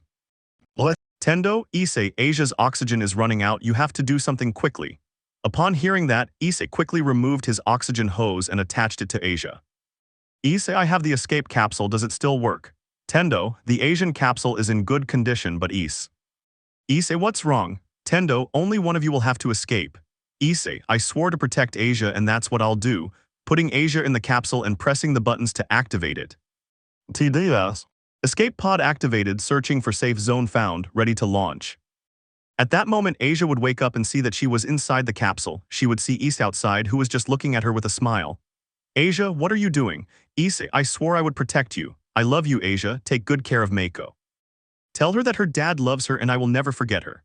Goodbye, I love you. he said as he placed his hand on the glass and turned around and stood where Asia was. I only have my left arm, well that will be more than enough. Asia, no. Issei, don't do it, hitting the capsule's glass while crying. Don't do it, Issei, no, no, no, she screamed, but the capsule had already left the control cabin and was falling on the mountain. The capsule would open and Asia would quickly get out. Tendo, one of the capsules was launched. Marshall, and who is it? Tendo, that's right, Marshall, and what happened to Issei? Tendo, he's still in Gypsy's cockpit. His capsule was destroyed, he won't be able to get out. Marshall. Issei, plasma cannon. Activated, overcharging. Take this, you bastard. The kaiju was increasingly destroying the arm and its head was piercing Gypsy's chest. Die. Firing the plasma cannon, the charge was so strong that it made Asia fly a few meters. Tendo, third plasma cannon discharge, but we have no signal. There's no signal, sir. What are you doing, sir? Asia, Issei, that's what she said before falling unconscious. Hours passed until dawn and Asia finally woke up. Issei, where are you? Getting up, why did I kill Issei? I did it. I trusted him, and if only I had listened to him, he would still be alive. She fell to her knees and started to cry. What will I tell Mako? What will I tell her? She saw a lot of wind and turned up, seeing a helicopter landing, and the marshal got out. She stood up. Marshal, I'm glad you're okay. Where is Issei? Asia, with her head down, he's dead, starting to cry. Marshal, and do you have proof if he's dead? Asia, no, Marshal, then don't say he's dead. If he were dead, the Jaeger would be here and all its pieces too. If Issei's still alive, we'll find him. Have hope. Come on, we have to get back to base. At the base. The helicopter was landing, and the first to get out would be the Marshal, and Asia would see a 13-year-old girl running towards her. Asia, Mako, mom's hugging hers. Mom and Dad, where are you? Asia, your dad crying. I'm sorry, Mako, I'm sorry, hugging her. He told me he loves you and that he'll never forget you. Mako, Dad, please, no, it can't be Dad, elsewhere. On the coast was an elderly Hasidic man. He had a metal detector and appeared to be about 60 years old, with a child who seemed to be about 13 who was his grandson. Old man, what would you like to find? I would like to find a ship, that's what I would like to find. Child, of course. Anxious, stop, wait, there's a cave. The boy was digging only to find a very rusty robot. What is it? Child, it's just a toy, we'll never find anything here. At that moment I detected a comment about dreaming even harder. Old man listened to place the detector in front, raise. Issei's suit was very torn and his arm had severe burns. He looked down and saw that he was bleeding. Upon seeing this, he fell backward and lost consciousness. End of chapter. Here Grisado. The kaiju know our defenses. They adapt, they evolve, and we lose Jaegers faster than we build them. Lime. Seattle, Vladivostok. Now Category 4 kaiju are appearing. I think even you can see that this is no longer a good strategy. The attacks are more frequent and the Jaegers are no longer the best defense. Marshal, I'm aware of that. It's my men who die every time a Jaeger falls, which is why I'm asking you one last chance. One Marshal, one last attack with everything we have. Excuse me, Marshal. The Jaeger program is dead, Marshal. On the other hand, the coastal wall program is a very good option. The world appreciates everything you and your men have done, but it's over. We will authorize the last Jaegers to be taken to the final battle station in Hong Kong. We can support you for 8 months while the wall is being completed. After that, you will receive no further support. There is your answer, Marshal. Tusk, your stupid wall won't stop them. What did Miss Argento say? Asia, I said your shitty wall won't last. It'll be nothing but crap. The kaiju will get through it in an hour just like the other one. You only care about yourselves, you damn hypocrites. You don't care what happens because you'd never dare set foot in a Jaeger. If you think it's easy, why don't you fight? The wall is more than enough. The kaiju won't be able to get past it because it will be more resistant to. Say what you want about your wall, I just hope a kaiju kills you wherever you are. I'm out, Marshal. I can't stand seeing trash in front of me. He'd better watch his tone, Marshal. Yes, whatever you say, sir. The screens are turning off. Is that all? It's over, Marshal. Suits, ties, and radiant smiles, that's all Stacker is. Marshal, we don't need them elsewhere. Wall of Life, Sitka, Alaska. They're ration suits. Come on, friends, I have some good news and some bad news. Which do you want to hear first? The bad one, no. The bad news is that 3 men died yesterday working at the top of the wall. What's the good news? The good news is I have 3 jobs at the top of the wall. The one all the workers looked at with disdain. Very well, who wants to work? Who wants to eat? Come on. Issei was at the top of the MRO finishing his work. Standing up, he just looked at the construction, bringing back memories of when he was a Jaeger pilot. Issei, what nostalgia. How many years have passed since I last piloted? Issei, it's time to eat, let's go, his friend would say. Issei, yes, I'm coming, jumping, landing a few meters from the ground, extending his wings and landing on his feet. How many seconds was it? Max, it was only 5 seconds, not bad, huh, Issei. Issei, hee hee, better than last time. Okay, let's eat, I'm really hungry. Max, hee hee, me too. The two of them returned after a while. They were heating up their food, but Issei turned his head to check the news.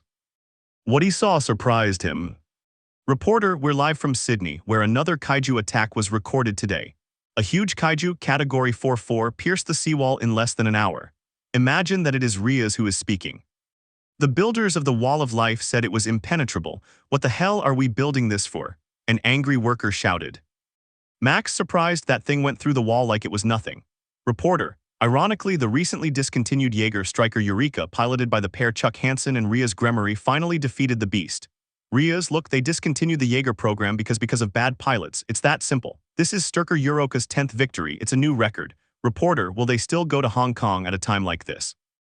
Rias, orders are orders. What else can I do? Reporter, that was Rias Gremory, one of the pilots of the striker Eureka, the Jaeger that defeated the kaiju. Issei, Tusk, that damn girl hasn't changed at all. Max, what's wrong, Issei? Issei, it's nothing, Max, it's just that. Max, what, Issei? I wonder if this will work. Max, you mean the wall, Issei. If you saw how that kaiju passed right through it like it was nothing, do you really think this wall will stop them? It's the same as with the Jaegers, they destroy them easily. The council only thinks about themselves, they don't care about the other stupid leaders who think they're so great. Max, you're right, this won't stop them, but what can you do? We're putting in so much effort and it'll all go to hell in half an hour. Let's get back to work. At that moment, a military helicopter landed at the entrance of the building, surprising everyone, especially Issei, who, upon seeing this, went to the helicopter where Marshal Pentecost and a group of soldiers were emerging. Marshal, Issei, Marshal, looks good. Marshal, it's been a long time. Issei, 5 years, 4 months. Marshal, can we talk? Max, Issei, who is he? Issei, he is the Pentecost Marshal of the Pacific Defense Corps and Supervisor of Operations at the Kong Mushroom Shatterdome. Max, seriously, wow. Issei, alright Marshal, follow me, entering the building in a place where they can talk. Come into my office, Marshal. Marshal, it took me a while to find it. Anchorage, Sheldon Point, I don't. Issei, if a man in my position travels with the wall to earn a living, what does he want? Marshal, I've been activating everything I can get my hands on for 6 months. There's an old Jaeger, a Model 3, maybe I know it. I need a pilot. Issei, I guess I wasn't his first choice. Marshal, you were my first choice. All the Model 3 pilots are dead. Issei, look, I can't have anyone else inside my head again. It's over. I felt Asia's desperation. I felt her pain, her desperation to break the capsule and get me out of there and take me with her. I'm sure she feels guilty about everything that happened. I can't go through that again. I'm sorry.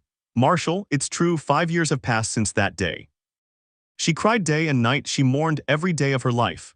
Your daughter is now a great warrior, Jaeger. She's the best. She never stopped training after that. Here, giving her a tape recorder. Recorder, hello Dad, if you hear this, I miss you so much. It's been a year since you disappeared. Mom and I haven't stopped crying. I miss my dad, the best person in the world, the person who defended humanity. I miss you. Hello Dad, if you hear this, it's already as her voice began to break. Please come back, come home, please, I miss you. Mom misses you, Masuda and Madohama too, even Drake. Dad, come back, I want to hug you, relive those happy moments we used to have. Voice, Mako, who are you talking to? Mom recorded this for Dad, for your dad. Yes, let me say something here.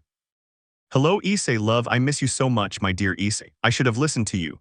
Because of me, you're in I don't know where. I'm the one to blame for this happening. Please come back, I want to feel your warmth, your kisses. I want us to make love like we used to. Mom, Mako, I'm sorry, I forgot you were here. Marshal, the end of the world is near. Where would you prefer to die, here or in a Jaeger? Those words made Issei reconsider and become a Jaeger pilot again. Hong Kong Bay, 1800 hours. Shatterdome Jaeger Station. From the entrance of the Shatterdome, a person could be seen coming out with an umbrella that covered their face. Lifting the umbrella, they revealed their face, which was.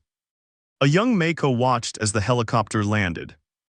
Marshal Pentecost was getting out and Issei was descending with him, his face covered by an umbrella. Mako didn't know who was with the Marshal. Marshal, Miss Mori, how is everything? Mako, the other Jaegers and their pilots have just arrived. Marshal and Newton and Herman bring another kaiju specimen to study. Marshal, good, thank you for letting me know. Mako, I'm sorry I left you in charge of this. Mako, don't worry, sir. And who is accompanying you, sir? Marshal, someone. Issei, how are you, Mako? You've grown a lot. Mako, do I know him? How does he know my name? Issei, I see you've already forgotten me, lifting the umbrella, revealing his face. You've already forgotten Dad, daughter. Upon seeing the face of the man who was her father, Mako couldn't bear it and her eyes welled up with tears. She threw herself at him, hugging him. Issei returned the embrace, feeling overjoyed to be holding his daughter again, and Mako began to cry on Issei's shoulder, overcome with happiness at seeing her father once more. Mako, is it really you? Is it you, Dad? Touching his face with both hands, squeezing his cheeks, is it you, Dad? Issei, yes, daughter, it's me, Dad. Mako, Dad. Where have you been all this time? What have you been doing these past 5 years? Tell me what happened to you during these 5 years. These were the questions that Mako asked her dad. She seemed like a little girl, asking her dad after arriving home from work, causing anime-style sweat drops to appear on Marshal Issei's face. Issei, hee, calm down Mako, you look like a little girl, making Mako pout. I'll tell you everything I went through, but it'll have to be another time. But wait, what's that you have? Touching her nose, do you have a piercing? Mako, nervous, this is a piercing, dad. Issei, and who gave you permission to do that to yourself? I don't think your mom allowed it. Mako, well it was, don't tell her. A voice in her head would say, Drag Triadora. Issei, Drag, come out of there. I know you're in Mako's arms, come out. Mako, hee, I don't think you'll get away with this one, Drag. Drag, hee, we'll see about that when she finds out you have a boyfriend, hee. Mako, don't tell Drag, please, I beg you, don't tell him. A crimson light came from his right arm and a small red dragon emerged. Drag, what's up, Issei? You let Mako get a piercing. Drag, so what, Issei? You'll see what he'll do to you, you idiot dragon. He was about to hit him, but what Drag said made him stop. What is it? Is it true? Drag, I didn't give her permission, she wanted to have a boyfriend. I told her no, but she didn't listen to me. Issei, Mako, so you have a boyfriend. Mako, no, why would I want a boyfriend? How disgusting. Issei, Mako, it's okay if I have a boyfriend, sorry dad. Issei, thanks for telling me, Drag, I don't think I'll hit you. Drag, thanks Issei, I'm glad to see you again, partner. Issei, I'm glad to see you too, Drag, giving each other a hug. Well Mako, since you have a boyfriend, I want you to introduce me to my son-in-law. I promise not to scare him or hurt him too much. Mako, I think I'll think about it. Issei, hee, good, Marshall, alright Issei, please come on everyone, let's take a break and see the facilities and Mako will take you to your Jaeger. Wait, hold the door, 2 men enter the elevator. Thank you, the kaiju specimens in the back are very rare. Don't touch anything. Marshall, Mr. Hudo, our research team, Dr. Gottlieb and Dr. Giesler. No, call me News, only my mother calls me Doctor. Herman, they are human beings, say hello to them. I told you not to call me by my first name in front of others. I'm the doctor with 10 years of experience, I'm sorry, for God's sake, News said, rolling up his shirt sleeves to reveal his kaiju tattoos. Issei, who is that Yamarashi? News, this little kaiju. Yes, you have a good eye. Issei, my wife Asia and I defeated him in 2017. News, did you know it's one of the largest category 3, an incredible thing, 2,500 tons. Seeing Mako the Marshal and Issei or a horrible thing, whichever you prefer. Herman, sorry, he's a kaiju fan, he loves them. News, shut up Herman. I don't love them, I study them. Unlike many, I'd like to see a live one up close someday. Issei, touching his shoulder, believe me you don't want to do it. Exiting the elevator, that's your research division. Marshal, things have changed, we are no longer an army Issei, we are the resistance, welcome to the Salterdome. The doors open, revealing all the Jaegers. Imagine that Raleigh is Issei. War clock we adjusted after each attack, it keeps us focused. The frequency of attacks increases. Issei, when will it adjust again? Marshal, in a week if we're lucky, my experts believe there will be a kaiju attack before then. This complex stored 30 Jaegers on 5 platforms, now we only have 7 Jaegers left. Issei, I didn't know it was so bad. Marshal, it's very bad. Crimson Typhoon from China, one of the best. Assembled in Changzhou, titanium core no alloy with 50 diesel engines per muscle group, a precise and lethal fighter, piloted by Miss Rias, Dear Kiba, Kaneko and Akino Inajima. They have successfully defended the port of Hong Kong 7 times, search in the Nimbus formation. Issei, yes of course. The triple arm technique is very effective, and what happened to the Wei Tang brothers pilots? Marshal, 2 weeks ago they left the Chatterdome, there was a kaiju attack and they were killed. That tank is the last of the T-90s Cherno Alpha, Model 1 of the first generation, the heaviest and oldest Jaeger in service. But don't get confused, Issei is a brutal war machine. And those two are Sasha and Alexis Kaidanovsky. Issei, yes, I've heard of them, perimeter patrol on the Siberian Wall. Under their watch it was impenetrable for 6 years. 6 years. Marshal, Herc, Chuck, gentlemen, welcome to Hong Kong. Herc, wait here. Mako, Max, come here, do you remember me? Herc, don't spit on Miss Mori, he sees a pretty girl and gets very excited. Marshal, Issei, this is Hercules Hansen, a friend from the glory days of Model 1. I know you, friend, we fought together before. Issei, that's right, sir. 6 years ago, my wife Asia and I formed a team of 3 Jaegers. Herc, yes, Mylena, I'm sorry about what happened to you. Issei, thank you, sir. Marshal, unfortunately, Herc cannot pilot, so his son Chuck and Rias Gremory will operate the Striker Eureka. Herc, the fastest Jaeger in the world, first and last Model 5. Australian discontinues it one day before the attack in Sydney. Marshal, yes, luckily we were still around, now it will operate for us. Issei, what will it be used for? They still haven't told me what we're doing here. Marshal, we will go to the abyss, Issei. We will strap a 1088-kilogram thermonuclear missile to the Striker's back. We will detonate the equivalent of 2 million tons of TNT, and you and 2 other Jaegers will defend it. Issei, I thought we were the resistance. Where did you get something so big from? Marshal, do you see those Russians back there? They'll get us anything. Herc, shall we go? Herc, I'm glad you're back. Saying goodbye and joining the Marshal. Issei, thank you, sir. Mako, Dad, I'll show you your Jaeger. Issei, give me a minute, Mako. Marshall. Sir, we've already attacked the abyss, nothing works. It pierces through. What changed? Marshall, I have a plan, I need it ready, that's all. Let's go, Herc, Max, come here.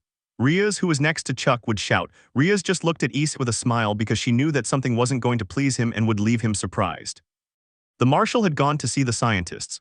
Herman, 0-2, XY-2 wreck at first, the kaiju attacked every 24 weeks, then 12, then 6, and then every 2 weeks.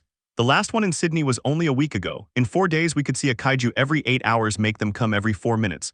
Marshall, they'll come in pairs in less than 7 days. Marshall, Mr. Gottlieb, I'm going to drop a 1088-kilogram thermonuclear bomb. I need more than a prediction. News, well, that's a problem because he can't give you more than a prediction. Throwing a kaiju gut next to Herman. Herman, I don't want kaiju guts near me, you know the rules, every single day, it doesn't stop. Hera, gentlemen, focus, numbers don't lie. Politics, poetry, and promises are lies, numbers are the closest we get to God's writing. News, what, may I, they'll come in pairs, shortly after in 3s, then in 4s. Marshall, and then we will die, I understand. Okay, but there's good news, here's our universe and here's theirs. We call this the throat, the passage between the abyss, and we know its nature is nuclear. I predict that the increased traffic will force the abyss to stabilize and remain open long enough to introduce the artifact and collapse its structure. News, yes, and this is where I must intervene because I wouldn't want to go in there with that limited amount of information. Newton, don't make a fool of himself. News, just listen to me for a moment. Give me a moment. Please, why do we have a categorical system for kaiju? Why is each one completely different from the next, right? I get it. One looks like a shark and another looks like a fish. Marshall, Dr. Jaisler, what's the point? News, the point is I don't think they're completely different. Here are some samples. Showing the entrails, this one was taken in Sydney, and this one was taken in Mechelen 6 years ago. They have exactly the same DNA, they're clones, and this is where he goes completely crazy. News, the kaiju is more complex than we understand, we're just getting started. This is a part of a kaiju's brain, unfortunately it's damaged. It's a bit weak but it's still alive. I think I can access it using the same technology that allows pilots to share a neural bridge. Think about it, I could tell you exactly how to cross the chasm. Hera, are you suggesting establishing a link with a kaiju? No, not with the whole kaiju, with a fragment of its brain. Hera, the neuronal overload would be too much for a human brain. Marshall, I agree. Newt, I don't. Marshall, Gottlieb, I want your information on my desktop immediately. Herman, yes, sir. Giving a military salute. Newt, no, but this is. Marshall, thank you, Newt. He said goodbye and left. Newt, hey, but this is the most incredible thing ever. Herman, Newton, I know you're desperate to be right, so you haven't wasted your life as a kaiju fan, but it won't work. Newt, it's going to work, Herman, and I'll tell you something else. Fortune favors the bold. Herman, you heard them. They won't give you the equipment, and even if they did, you'd kill yourself. Newt, O would be a star with Issei. Mako, there's Dad. Issei, oh my God, look at him. Gypsy Danger, God, it's so beautiful, it looks brand new. Mako, better than a new potato, now it has a dual-core reactor. Now it's unique. Issei, Mako always was. Do you like it, Hyodu boy? Solid steel helmet, no alloy, 40 motors per muscle group, hyperrotation in each limb, and a new fluid synapse system. Issei, come here, giving Tendo a hug. Tendo, it's great to see you, friend. Tendo, likewise, brother, just like old times. Issei, and tell me, Mako, would you restore Jaegers and show the place to old stars like me? That can't be all. You're a pilot now, right? Mako, yes, Dad, since you disappeared, I trained to my limits with Tannen and the Marshal. Issei, you really know Tannen takes training very seriously, right? I think you suffered some setbacks during training.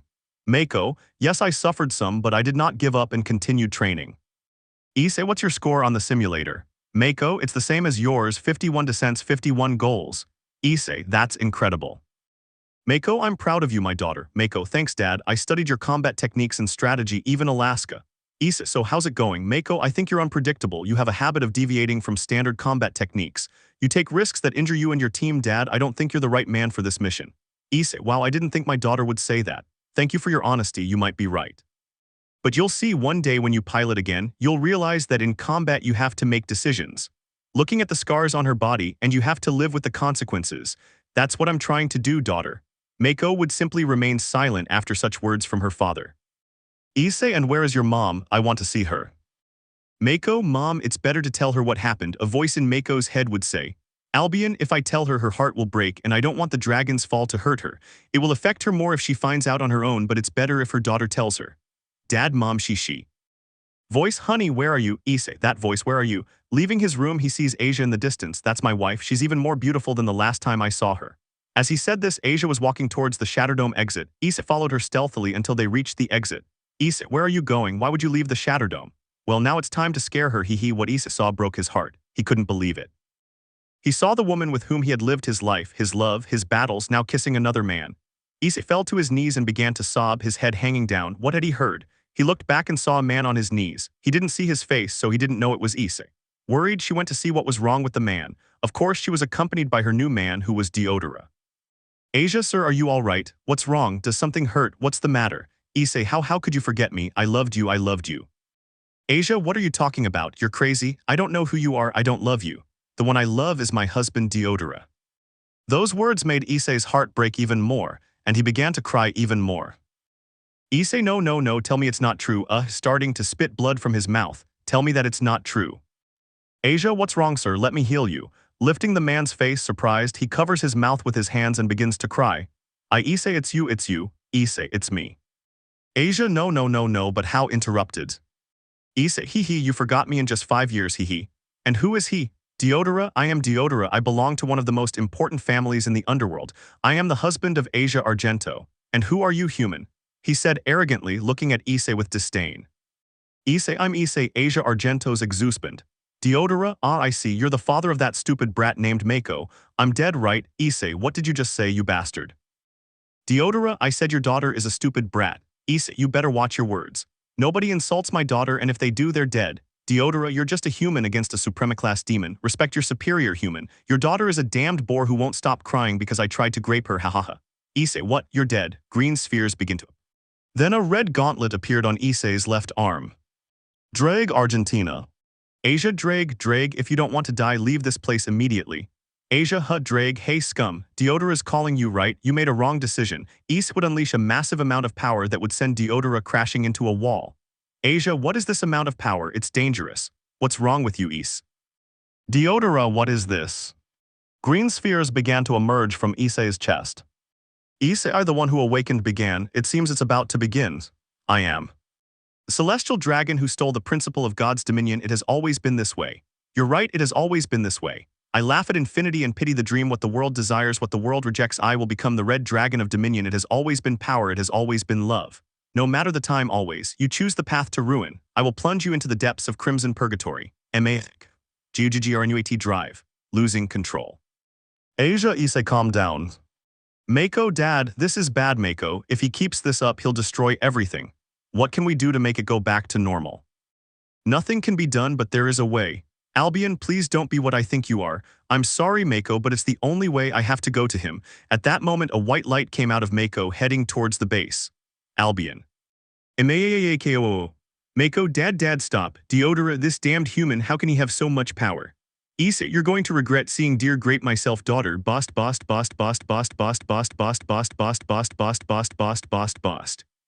Deodora, what is this power? You're a monster. Issei, I am the devil, biting Deodora's right arm, making him scream in pain. Deodora, grra. Issei, that screams you shouldn't have messed with my daughter.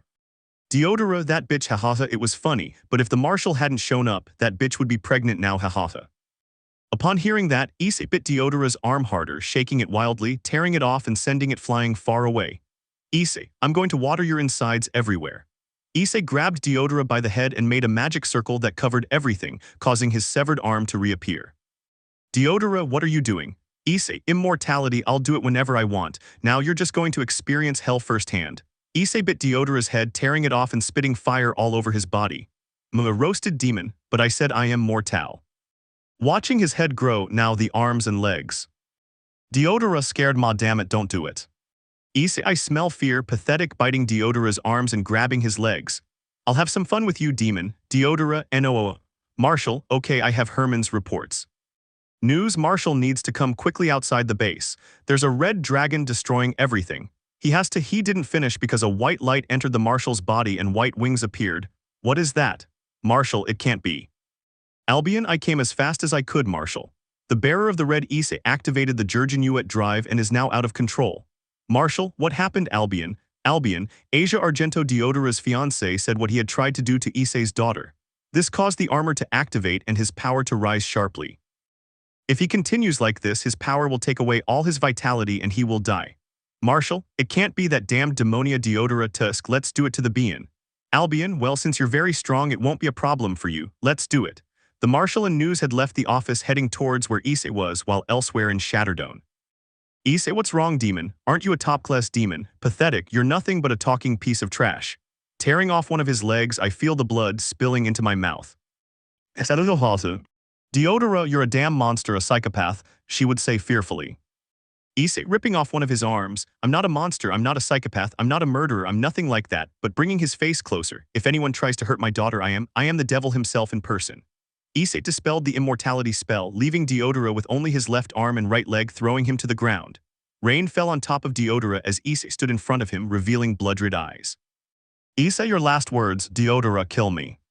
Issei, that's what I'll do, scum, grabbing him by the neck with one hand and starting to strangle him. You shouldn't have messed with my daughter, you bastard. Deodora, hehehehehe. Issei, keep laughing because it's the last thing you'll do. That's enough, soldier, the Marshal would say. Issei, don't get involved, Pentecost, it's none of your business. Marshal, it's not, it became my business when you started destroying the Shatterdome. Enough, Issei, this isn't you. Think about it, you're not the Issei, no, Issei, shut up. Releasing Deodora, you better leave here, Pentecost, or else. Marshal, you're going to kill me, many tried but they couldn't, Issei, but I'll do it. Lunging at the Marshal. Marshal, you leave me no other choice, Issei, closing his eyes and then saying, I, the one who awakened. I am the celestial dragon who lost everything in the beginnings of God's domination. I envy infinity and pursue the dream. I am the white dragon who will perfect the path of domination. I will take you to the farthest reaches of unconsciousness. Jurggrneut drive, come. The Marshal launched himself at Issei. The two collided and red and blue lightning flashed across the sky. Those present were surprised, but even more so News, who had no idea what he was seeing. The Marshal transformed into an enormous white dragon. The fight would last about half an hour. Issei would unleash power from his mouth, but the Marshal with just his hand would destroy it, making it explode in the air and creating a cloud of smoke. The Marshal would take advantage of this, flying at great speed, appearing behind Issei and beginning to strike him in his vital points, weakening him little by little, making Issei enraged. He struck the Marshal in the face with his tail, breaking some of his armor. The Marshal would touch his head, seeing blood, causing him to let his guard down. Issei would grab him by the face and throw him against the pavement. The Marshal would be in a large crater. Issei would launch himself, crushing the Marshal's ponytail, making him spit blood. Marshal, tusk, damn, he's very strong. Smiling, what great power, you're strong but I'm stronger. He punches Issei in the face, sending him flying a short distance. Issei, damned. Marshal, you can't go on any longer, Issei. Surrender or your own power will kill you. This is your last warning. Issei, I won't make you kill that damned demon and I won't let you stop me. Biting the Marshal on the arm, causing him to punch him in the stomach, Issei is sent flying to the ground, crashing near Deodora. Issei, no, I won't let you stop me, Pentecost, launching a powerful beam from his mouth. Marshal, how much time remains, Albion? Albion, 2 minutes, it's now or never. Marshal, I have an idea, this is going to hurt. The Marshal would launch himself against Issei's power, impacting him and falling to the ground, creating a huge crater. Issei would quickly approach the crater, seeing the Marshal on his knees. Issei, I warned you, now you will die, making a magic circle in front of him. Marshal, I'm sorry but I told you that many tried to kill me, grabbing Issei's hand and hitting him on the head, causing his mouth to bleed. Issei, damn it, he couldn't finish because the Marshal had bitten his neck, what? Albion divides. Issei's power gradually diminished, beginning to return to normal. Marshal, it's all over now.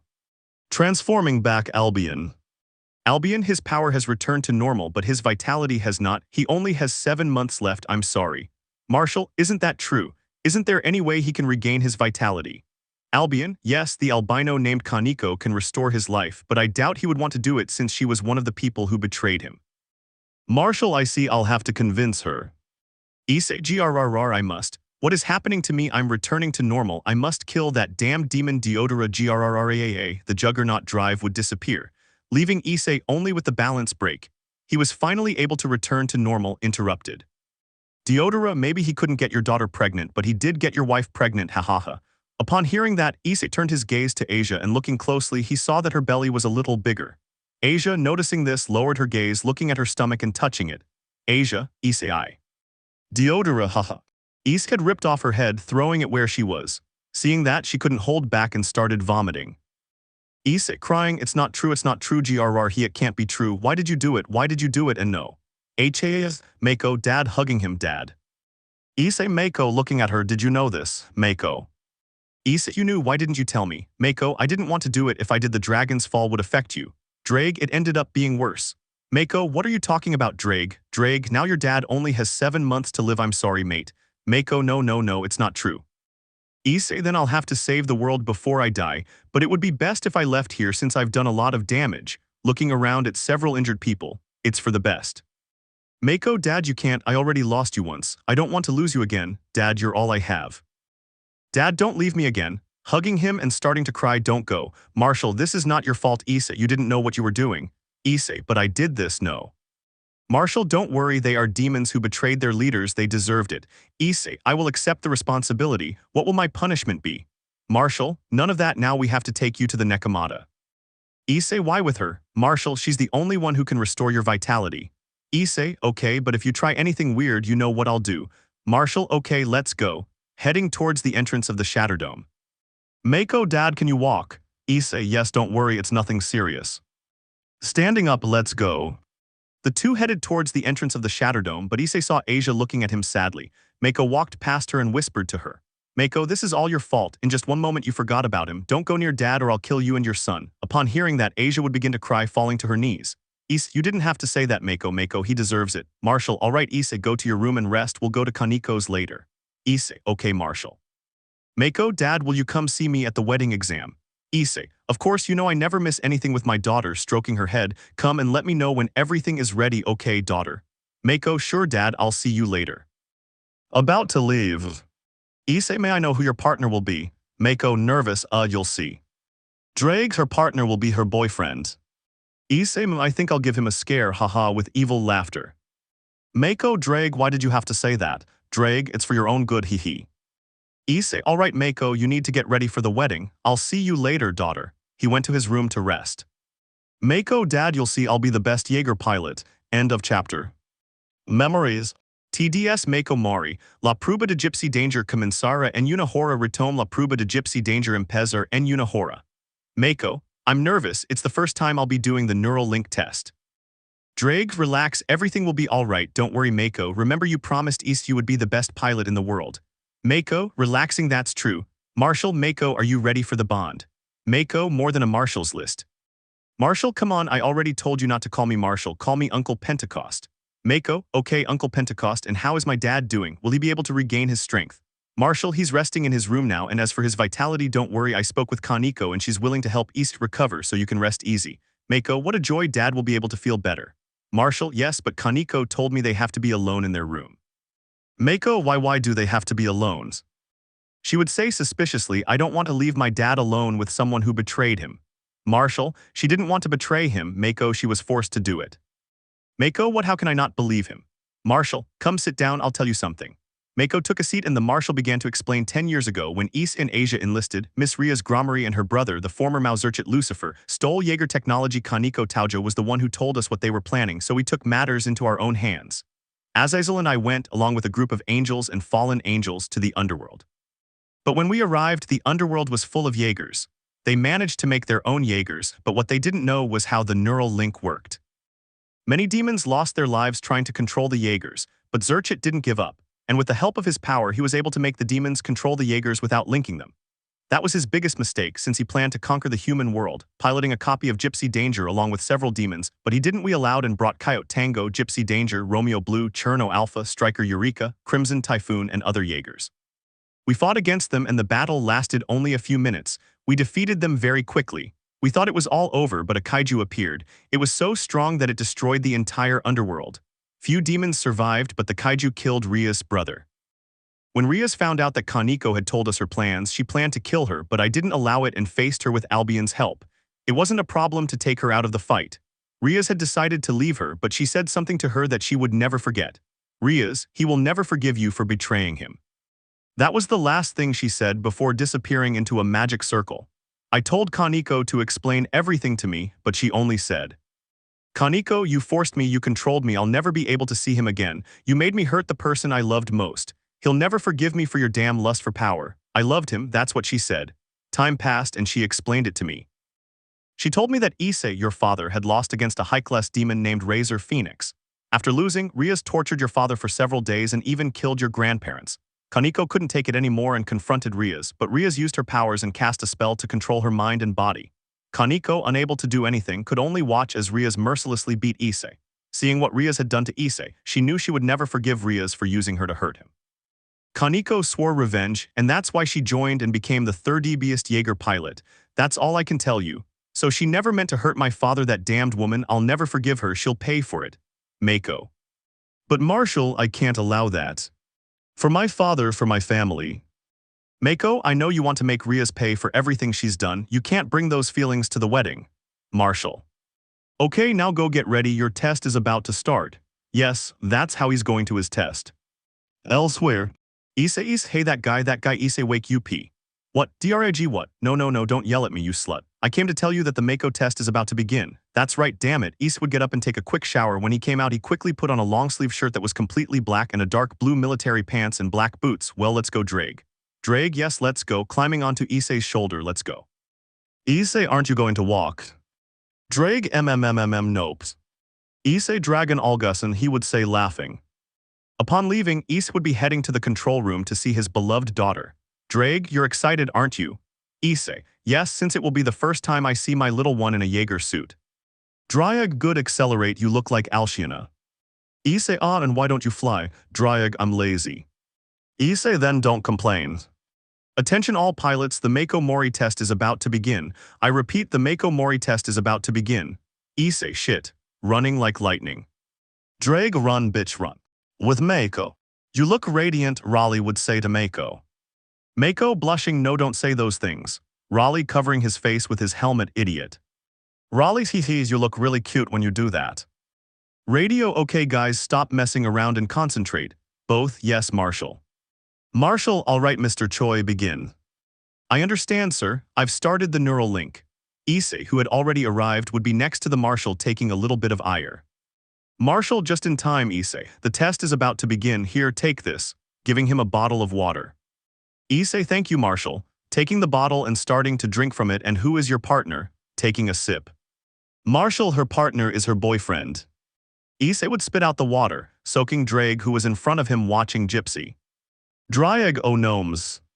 Issei, knock knock, her boyfriend. Of all the others, it had to be her boyfriend. Marshall, they're perfect for each other, Issei. They're perfect for each other. Issei, I'll give her boyfriend a scare, hee. Issei would take the radio and start talking. Gypsy booth. Raleigh, do you want to go to lunch after this, love? Mako, of course, baby, we have to eat pizza. Raleigh, okay, we'll eat pizza, interrupted. Radio, you said we should go eat pizza when you finished your little test. Raleigh, who is? Mako, I don't know. Radio, don't you remember me? You better leave your stupid boyfriend and let's go out, just the two of us. Raleigh, who are you calling a stupid idiot and why are you calling my girlfriend little? Radio, who are you calling an idiot? Raleigh, who are you? Radio, do you want to know? Raleigh, answer. Radio, I'm Mako's dad, brats. Raleigh would turn pale upon hearing that. Mako, Raleigh snapping her fingers but not moving. Dad, you scared him, she would say angrily. Issei, my name is idiot. Mako, you started it.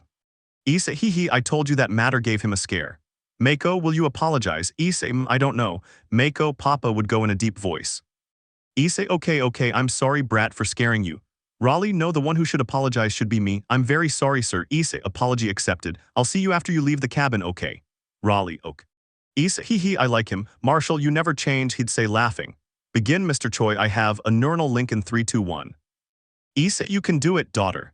Mako and Raleigh would close their eyes, beginning to remember their lives. Raleigh would remember the pranks he played with his brother, and Mako everything he experienced with his parents when they were together. Both would feel a spasm, opening their eyes suddenly. Right hemisphere calibrated, left hemisphere calibrated. Tendo, strong and stable neural link. Issei, that's my daughter. Marshall, Issei isn't over yet. Issei, I know. Mako and Raleigh were doing basic things like moving the Jaeger's arms when Mako suddenly felt like his father and mother did every time they want to fight. They bumped their fists together. Mako, it feels good, let me explain, daughter, that you forgot about dad, you slept with another man, you're a damn girl that day. Raleigh, it's true, Raleigh. A voice would be heard in his mind, Hansi, you have to be strong, brother. I will always be by your side, I love you, little brother. Raleigh would feel a severe headache and the same thing would happen to Mako. I have, out of alignment. Issei, what? Marshall, in both. Tendo, in both jipes are not aligned, both are out of alignment. Raleigh, I'm fine, let me control it. You stabilize, but Mako is lost, clinging to her memory.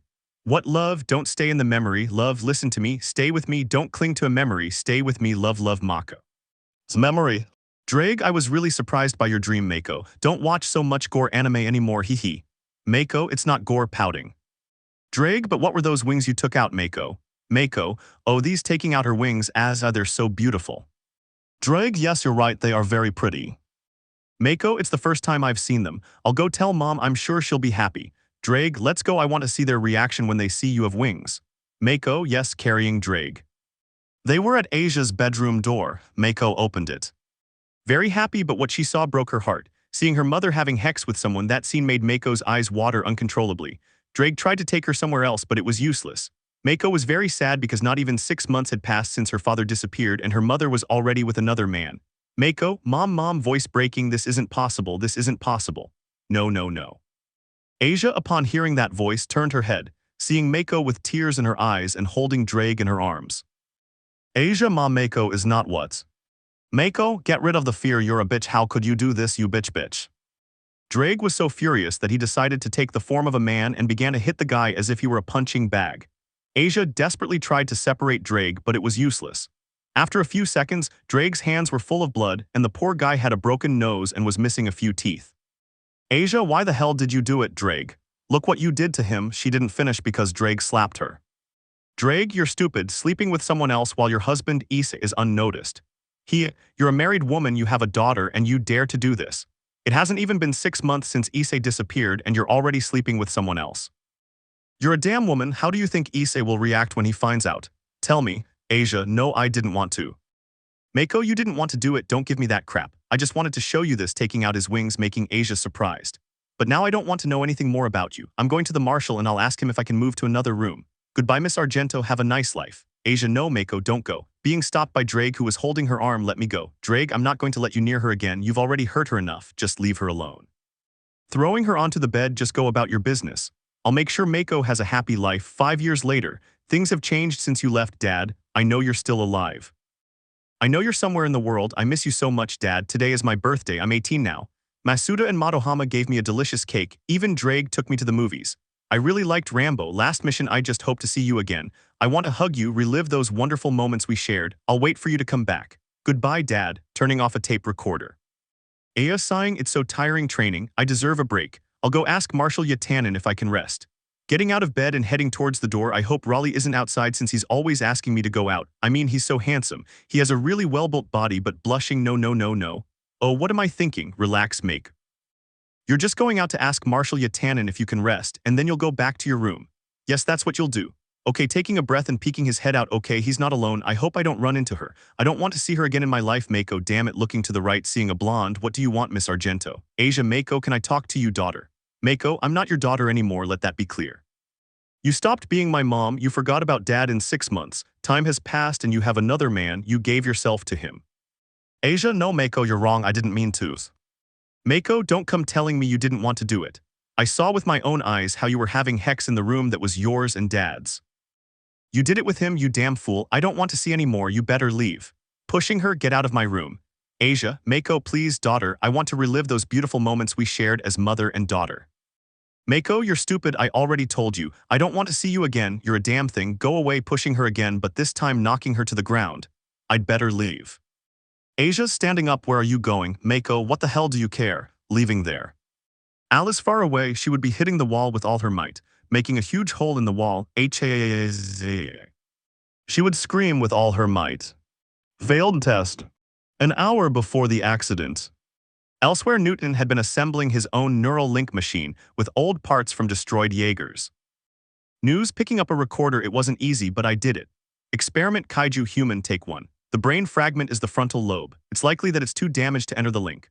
Putting science aside, German, if you're listening to this, either I'm alive and I've already proven that my idea works, in which case, hahaha, I won, or I'm dead and I want you to know that it's all your fault because you forced me to do this, in which case I also won, or something like that.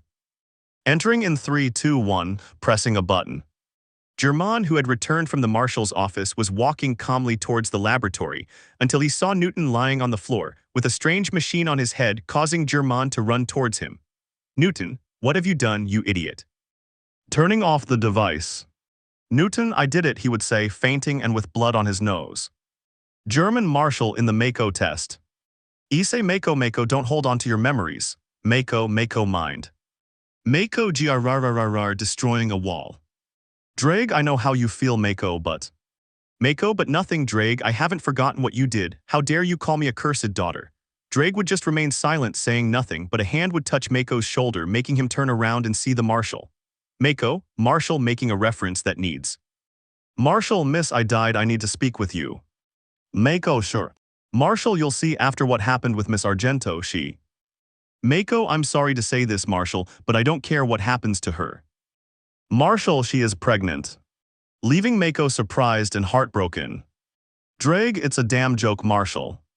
Marshal, no, Drag, 3 months ago, Asia was feeling strange, vomiting, feeling dizzy, so I asked her to go to the infirmary, and after several checkups they told me she was pregnant. She was very happy, so I decided to leave and not say anything. I just wanted to tell you, Mako, but... Mako, leave me alone, Marshal, leaving the place. Drag, Mako, wait, but he would be stopped by the Marshal. Marshal, leave her alone, she needs to think about everything that has happened. Drag's Mako. Mako was in his room, very sad, thinking. Many things were going through his mind.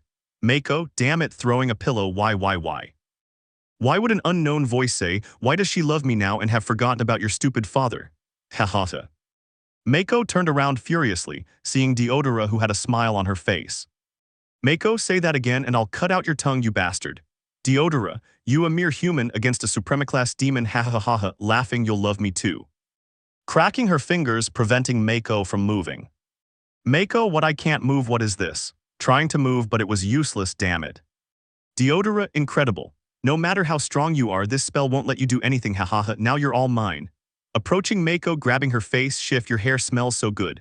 Tearing off her shirt, making Mako jump, yes, incredible. Show me more of your terror.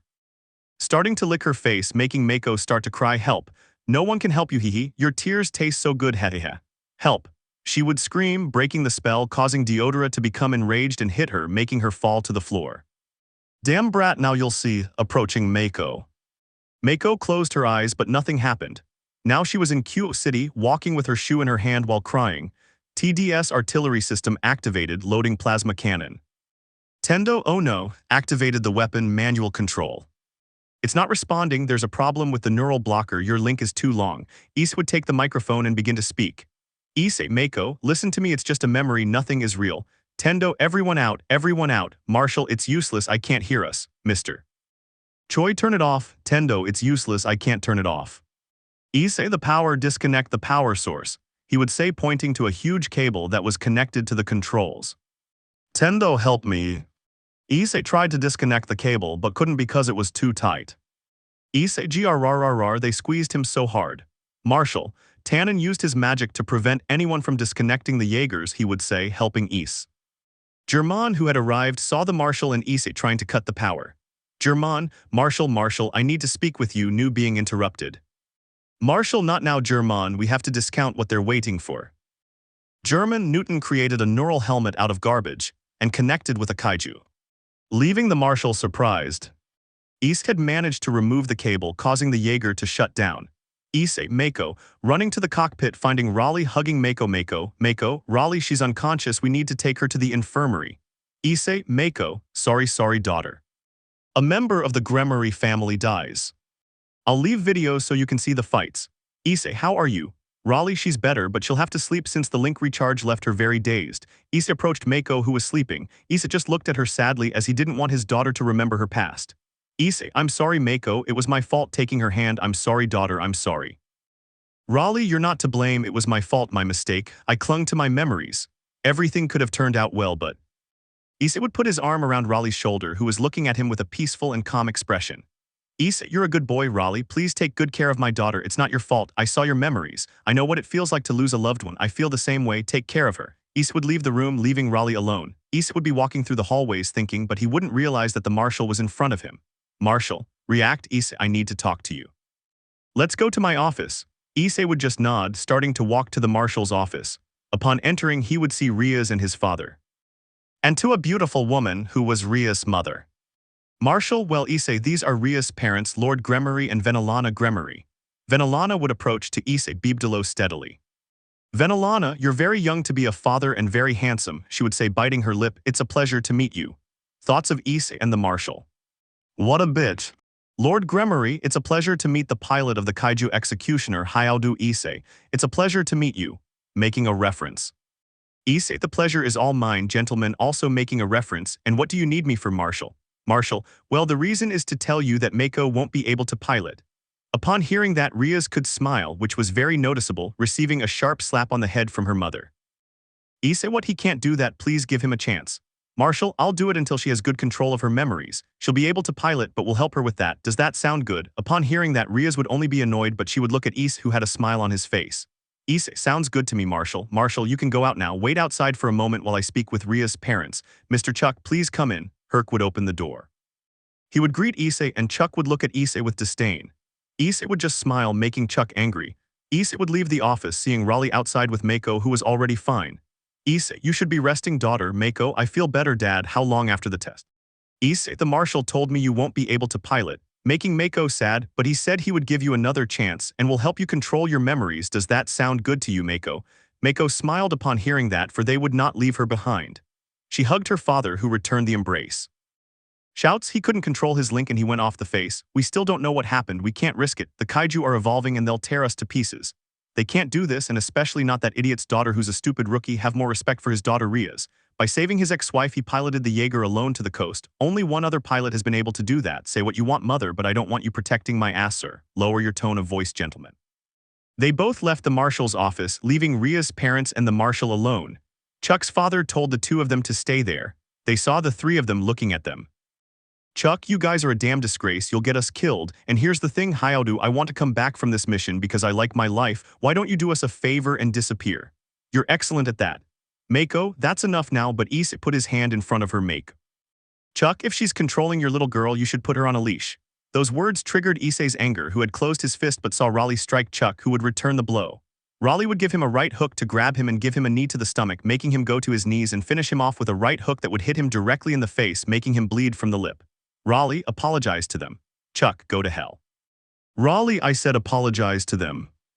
Raleigh would have Chuck on the ground, who would scream in pain from the hold Raleigh was putting on him. Stop it. A scream like that would be heard as he turned around. Herc, what's going on here? Raleigh would nod. Herc would understand that his son had started it. Both of you stand up. Raleigh left Chuck, who would get up trying to hit Raleigh. Herc would grab his arm and start to reproach him. That's enough, you're a soldier, damn it, act like one. He would look at his father and just leave with Rias. The marshal and Rias' parents would sigh. Raleigh, I'm sorry this happened. Herc, that brat is going to give me a heart attack, but it was about time someone beat him up. Everyone would laugh, but the alarm would start to sound.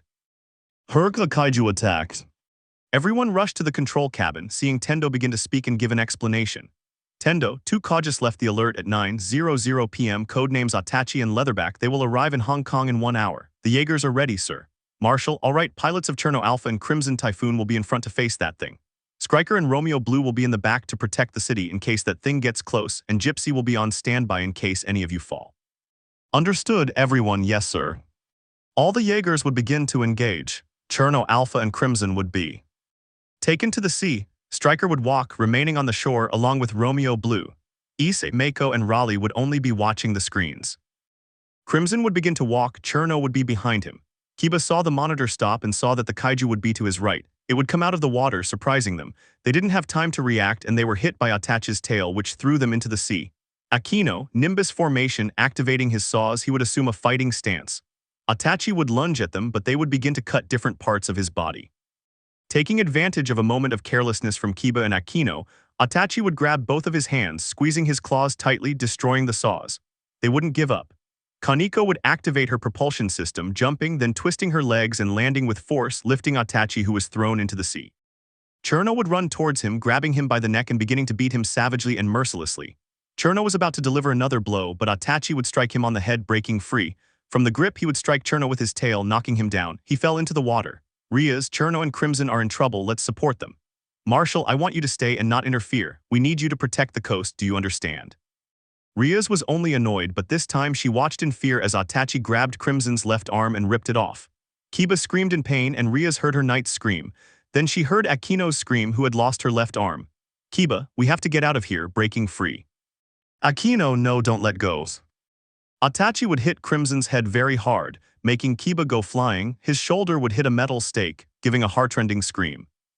Cherno, take your friend, get out of here, we'll distract him. Kaneko would create a magic circle. Akino and Kaneko would let go and run towards Kiba. Both would grab the metal stake, pulling it out. Kiba looked up, seeing Atachi's claws. They would walk towards the portal, but Crimson's head would be ripped off. Kiba would make a decision and throw both girls towards the portal, saving them. Kiba, thank you for everything, Miss Rias, being crushed along with Crimson's head. KIBA. Gypsy vs Atachi and Leatherback. I'll post GIFs and videos.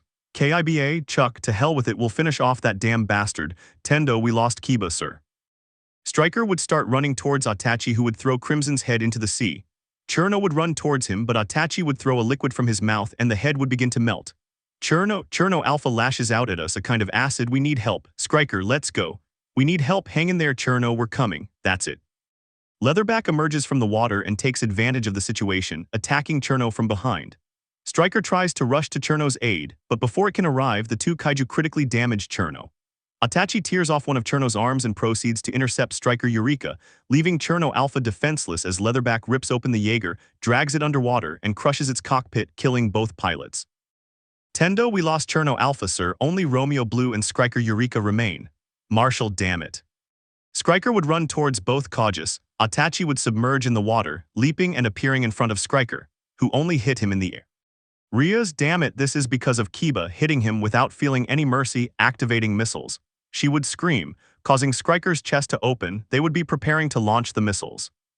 But they would feel a strong electric shock, which Leatherback did. The shock was so strong that Rias and Chuck screamed in pain.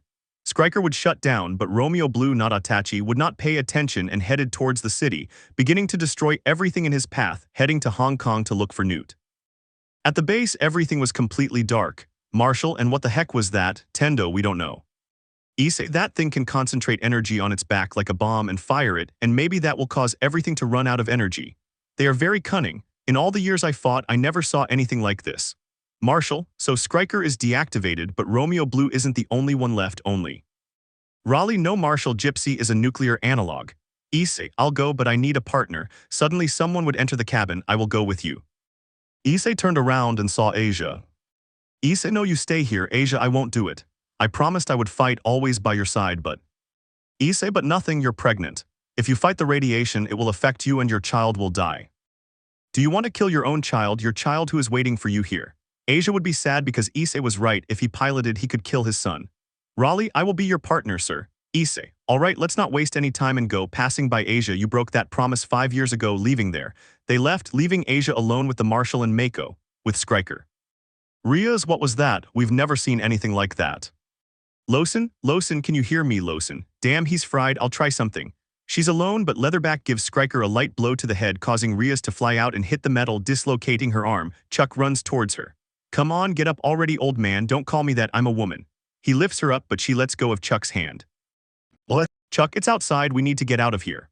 Rias, we're not going anywhere, you and I were the only thing standing between that bastard and 10 million people. We have to decide something, either we stay here or we take those flares and do something really stupid. Chuck biographs the flares and the hatch opens. Rias and Chuck emerge looking at Leatherback, who stares at them. Chuck, how's your arm? Rias, ha, give me the gun, snatching the pistol. Hey, you damn monster. Horrible, drawing Leatherback's attention. Both would aim at him, but Rias would concentrate the power of destruction into the weapon. Both fired. Chuck's shot wouldn't hit him, but Rias' shot would come out like a tank, destroying one of Leatherback's eyes. He would complain of the pain, making her angry. Rias, we already made him angry. Matsuda, damn it, it's just us left, what do we do now? Matoma, Striker is here, Frito and Atachi are in town, we'll have to make a decision, you guys go after Atachi, we'll take care of Leatherback. Issei, is that you? Issei, of course, idiot, don't waste any more time and go after him, we'll catch up later. Romeo Blue would obey and they would go for Atachi. The helicopters would unhook Gypsy, drawing Leatherback's attention, who was about to crush Rias and Chuck.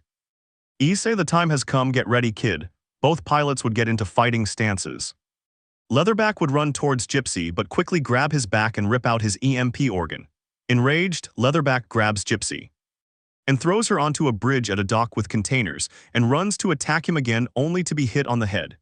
Gypsy would grab Leatherback by the head, hitting him in the head and jaw, activates the rocket fist. TDS Fire Fist activated. Now, as the two fight, using objects around them to hit each other, Gypsy gains the upper hand. Leatherback tackles Gypsy and tries to drag him back into the sea. However, Gypsy activates his plasma cannon and begins firing at Leatherback's left side, tearing off his arm and burning his entire left side of his body, causing him to roar in pain. Issei, what's wrong, you bastard? Are you in pain? Are you hurting? You're nothing but a disgusting kaiju. We'll kill you. The kaiju falls defeated. Having learned from their encounter, Issei and Raleigh remembered that some kaiju could play dead in order to catch the Jaeger off guard. Raleigh decides to check the pulse by firing more shots into its body, burning part of its ribcage and some organs. Raleigh, no pulse. Issei, this isn't over, we have to help Romeo Blue. Radio, Issei, can you hear me? Issei, what's wrong, Matsuda? Are you okay? Radio, we're not doing well at all, we need help. We lost our right leg, Matoma is bleeding profusely from the head, we can't hold out much longer. Issei, Matsuda. With Romeo Blues. Matsuda, damn it, we can't hold out any longer, I can't keep fighting, promise me. That you would return, I don't think I'll be able to keep my promise. Radio, you should never give up. Matsuda, IE says. Gypsy Legria would stand next to Romeo Blue, taking him by the shoulder. Issei, you did well, now leave the rest to us. Matoma, is that what you're wearing? What I think it is. Issei, how about we play Hit the Kaiju, TDS, insured vessel. Gypsy struck his rival hard, causing blood to splatter onto the buildings. Itachi grabbed the ship with his claw-like tail. Gypsy held on tightly, but Itachi managed to knock the ship away, throwing it far away. Then with his tail he struck Gypsy, causing him to fall next to Remo Blue. Remo Blue took advantage of this to run across the buildings. Gypsy ran too but didn't see him start searching. Issei moves quickly, opens his eyes wide. Raleigh, helicopters see the change. He stopped when he saw the building next to him start to shake. Itachi jumped out of the building, slamming Gypsy against another building. Gypsy hit him, but Itachi dragged him against several buildings, sending him flying. Issei, watch out, dodging Itachi's acid, which would melt part of a building. Itachi opened his mouth to launch his acid, but Gypsy grabbed his tongue and started pulling him. Itachi tried to break free, but his tail got tangled in Gypsy's left arm. Raleigh, this bastard is trying to rip our heads off, I'll stop him, use the coolant from the left tank. Issei, understood, activating coolant, TDS, releasing refrigerant carbon dioxide. Carbon dioxide would begin to escape, slowly freezing Itachi's entire tail until it was completely frozen. Gypsy would shatter it with the strength of his arm, grabbing it with his free arm and tearing out its tongue. Enraged, Itachi would lunge at Gypsy, knocking him to the ground. He would then climb on top of him, unfurling his wings and slowly rising, crashing Gypsy against the buildings. At the base. Tendo, Marshall, look, handing him the binoculars. That thing can fly, they are crossing the atmosphere. Mako, Dad, Raleigh. Asia, Issei. Issei, GRRR, the temperature drops, we lose oxygen. We already used both plasma cannons, there are no more options, Rayleigh. Raleigh, we don't die, Hazy, activating. TDS chainsword activated. Raleigh, for my brother, for my family, has. Issei, incredible. TDS altitude level unstable. Dad. The apocalypse is going to be cancelled today, incredible. TDS falling unstable altitude level. Tendo, look over there. Pointing and with his binoculars the Marshal would see how Gypsy was falling. Marshal, Gypsy, listen to me, release the shock absorbers and use the gyroscope to stabilize yourselves, it's your only salvation. At the base, one could see from the sky how Gypsy fell quickly, resembling a meteorite. Mako and Asia would be very worried about their loved ones. Suddenly, Asia would begin to feel a very strong pain in her abdomen. Mako would notice by looking at the floor, and what she saw was blood, implying that she was about to give birth. Mako approached her and carefully picked her up. Asia, Mako. Mako, don't misunderstand, let's go inside. Asia, wait just a little while, looking at the sky. Issei, please, you can do it. Issei, activate the reader now, we're falling so fast, hold on, Raleigh. Gypsy managed to land on its feet, destroying a stadium that was there, raising a large cloud of dust. Asia, let me see, taking Tendo's binoculars, please, Issei. The cloud of dust would slowly disperse, allowing them to see Gypsy. Good, Mako, yes. Everyone watching would be very happy and cheerful. Tendo almost had a heart attack. Marshall, sighing, you two are going to give me a major heart attack. Issei, Raleigh, talk to me. Are you alright, kid? Raleigh, yes, and you? They both started laughing, looking at Asia at the base. Marshall, bring in Dr. Hazel, yes sir. I want the 3 remaining Jaegers fully operational, yes sir. In the city. We'll extract the skin, the claws, and the wing. Let me see the map. Here I am in this area, we'll concentrate, we'll do it, boss. At that moment the door opened, revealing Newt, who was soaked and very shaky. Hey, guess who's back? Unhappy one-eed, you owe me a brain. Gannibal just smiled, let's go and you child come with us, we'll give you your brain. At the Issei and Raleigh base they would be congratulating each other, everyone was applauding. Issei would say, Herc. My son will never accept it, but he thanks you as much as I do. They shook hands, and the marshal's voice drew everyone's attention. Marshal Issei Raleigh, in all my years of fighting, nothing like this has ever happened before. I'm proud, well done. I'm proud of everyone, but even though this sounds cruel, there's no time to celebrate. We lost 2 teams, there's no time to cry. Reset the clock. Issei saw that the marshal's nose started to bleed. It seemed strange to him. Issei would give the marshal a signal. He would touch his nose and put on a handkerchief. Reset the clock. The marshal went to his office, and upon arriving, more blood began to flow. He took a pill and the bleeding stopped. He took a towel, washed himself, and when he finished, he saw Issei standing in the doorway in the mirror. How sick is he? And why didn't he tell me? He would say very seriously. On nothing to say while drying his hands. The impressive model ones were manufactured in 14 months. The only thing we were worried about was radiation exposure. I was on about 12 missions. I evaded the medical radar for a while, but my last mission was in Tokyo. I finished the fight alone, but for 3 hours I got burned.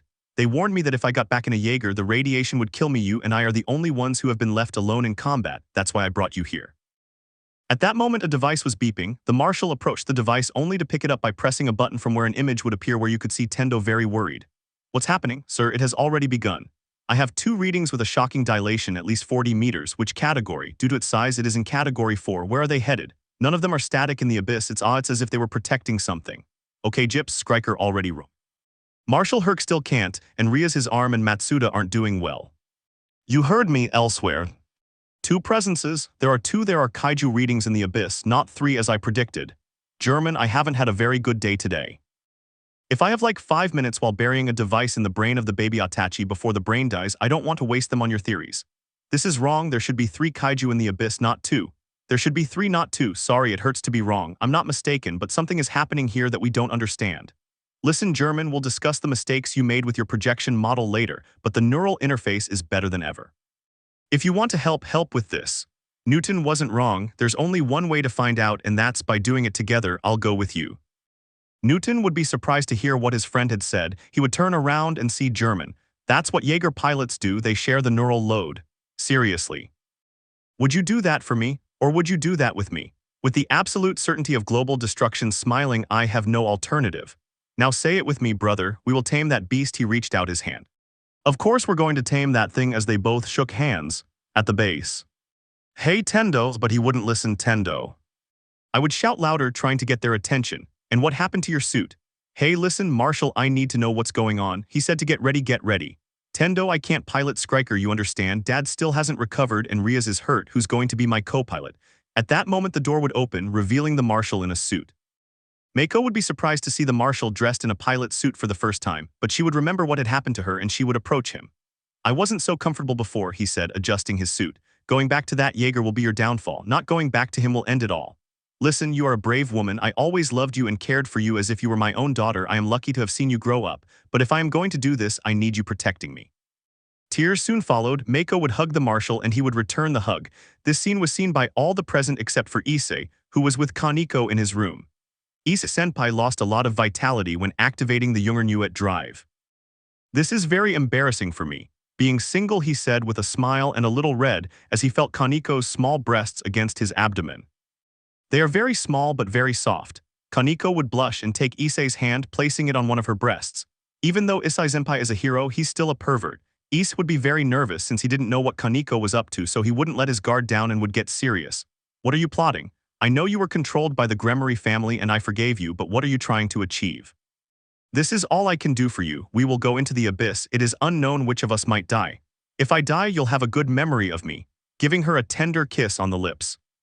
The kiss would be very passionate for both of them. It became more intense, provoking a battle of tongues. The kiss would last for 1 minute, then they would separate, and Kaneko would be very embarrassed. Did you like it? Issei would take her face in his hands and give her another kiss that answers your question. Writer. Oh shit. Kaneko would finish healing Issei, who would put on his suit to leave. He and Kaneko would pass by the infirmary, but they would hear some cries of pain. They would enter only to see Asia giving birth. Breathe, you can do it, it won't be long now. Asia would scream with tears in her eyes. Issei, she would say with great pain, but her hand would be held. She would turn around only to see Issei. You can do it, he would say. Come on, Asia, don't give up. Asia screamed with all her might. The doctor took Asia's son, who upon seeing him was not breathing and his heart was not beating. They tried everything to revive him, but it was all in vain. The doctor would just lower her head and Asia would begin to cry uncontrollably at the loss of her child, who had been a girl. She would take her lifeless daughter in her arms, look at her face and see that she looked very much like her, except for her hair, which was black. Unable to do anything, she would hug her daughter, take her little hand, put her face next to hers and kiss her forehead. I'm sorry, maybe this is my punishment for what I did. I'm sorry, daughter, I'm sorry. Issei would just be watching the sad scene, holding back his tears. Issei said, I can carry her. Asia wouldn't object and would let him carry her. He just looked at her sadly, a tear falling on the little girl's face, which was Issei's. You're not to blame for anything, little one. As she said that, the tear would shine, a light green color completely enveloping the small wing in a green flash that shone with great intensity, blinding everyone in aviation. The brightness would stop a little while later and only the sobs of a little girl could be heard. Welcome to the world, little one. Asia, with tears in her eyes, thanked Issei, who simply smiled. The little girl opened her eyes and Issei was shocked because her eye color wasn't like her mother's or father's, but identical to his own. She touched Issei's cheek and he smiled at the little girl's gesture. Issei would give the girl to Asia and she would just hug her very sweetly, also being surprised by his eyes. I have to go. Issei left the room, leaving Asia Kaneko alone. She just smiled, something Issei noticed but didn't say anything. Upon arrival, the door would open, revealing Mako embracing the marshal. Did I miss something? Oh yes. I'm counting on you, Mako just nodded. All right. Listen up, everyone. Headphones are recommended, everyone move. Marshal, I loved your speech, but how do you expect us to connect there? I bring nothing to this fight, no memories, no fear, no rank. As for you, it's simple, you're an egocentric idiot with paternal issues. I realized that from day one. Advance. Going back to that Jaeger will be your downfall. Not going back to him will end everything. Listen, you are a brave woman. I always loved you and cared for you as if you were my own daughter. I am lucky to have seen you grow up, but if I am going to do this, I need you protecting me. We will go to the abyss. It is unknown which of us might die because of it. I want you to have a good memory. Don't resist. Tell me, how don't you want to be again? My cute pawn. Gates closed, ready to dive in. Take care of them for me. My son will go with you, my son. You are not to blame for anything. Welcome to the world. The gate got stuck. I'll go with you. This ends today. What does it do? His work.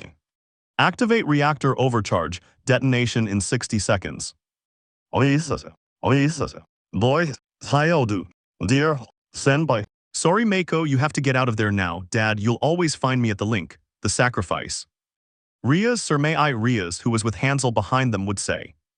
Marshal, don't be long. Entering the elevator. Chuck, Rias, I don't know how to say this, but he would be silenced by Rias putting her finger to his lips. Rias, don't say anything, just touch, taking Chuck's hand and placing it on her stomach, feeling something hard. This would surprise Chuck, who only smiled and at the same time was sad. I'm sorry, Rias. I'm sorry. Rias, I should have told you sooner, darling, but I couldn't. I was afraid you wouldn't like it. The best thing I could do was hide the secret. I'm pregnant. Chuck held back his tears as Rias hugged him, who was also trying to hold back her sobs. The marshal just lowered his head without saying anything. He entered the elevator but was stopped by his father, who hugged him along with Max, his dog. Hansel, my son will go with you, my son. Holding back tears. Chuck would respond by giving his father a tight hug, looking at Max and Rias one last time. Take care of them for me, he would say as the elevator doors closed. Issei, Mako, are you ready? Issei, who was next to her, would say, remember, stay with me, don't cling to your memories. Mako, I always am. Do you think it was a good idea for Raleigh to be with a stranger? Issei, don't worry, there's no problem, daughter. Now we must concentrate on closing the chasm. Tendo, alright guys, everything's ready, get ready to go, opening the hatches. Hansel, alright Issei, remember you only have one chance, don't waste it. Mako understood. After saying that, Gypes and Straker would be hooked to the helicopters, taking them as close to the abyss as possible. Both Jaegers would then be released as they began to walk, plunging into the deepest part of the sea. Issei, gates closed, ready to dive. Hansel, alright guys, good luck, be careful, both of you are category 4. Marshal, I understand we'll jump in about 800 meters, it's 3,000 meters to the abyss. Chuck, 800 meters and I can't see an inch of green. How are we going to drop the bomb? Gypsy and Straker would jump, falling a few meters deeper, standing before the abyss, but the Marshal would stop, taking a defensive stance. Chuck, what's Marshal doing? Why are we stopping? Marshal, they stopped. Why did they stop? Issei, Marshal, we're near the edge, it's our chance. Hansel, Straker, the kaiju aren't following you, jump into the abyss now, don't do it, don't do it.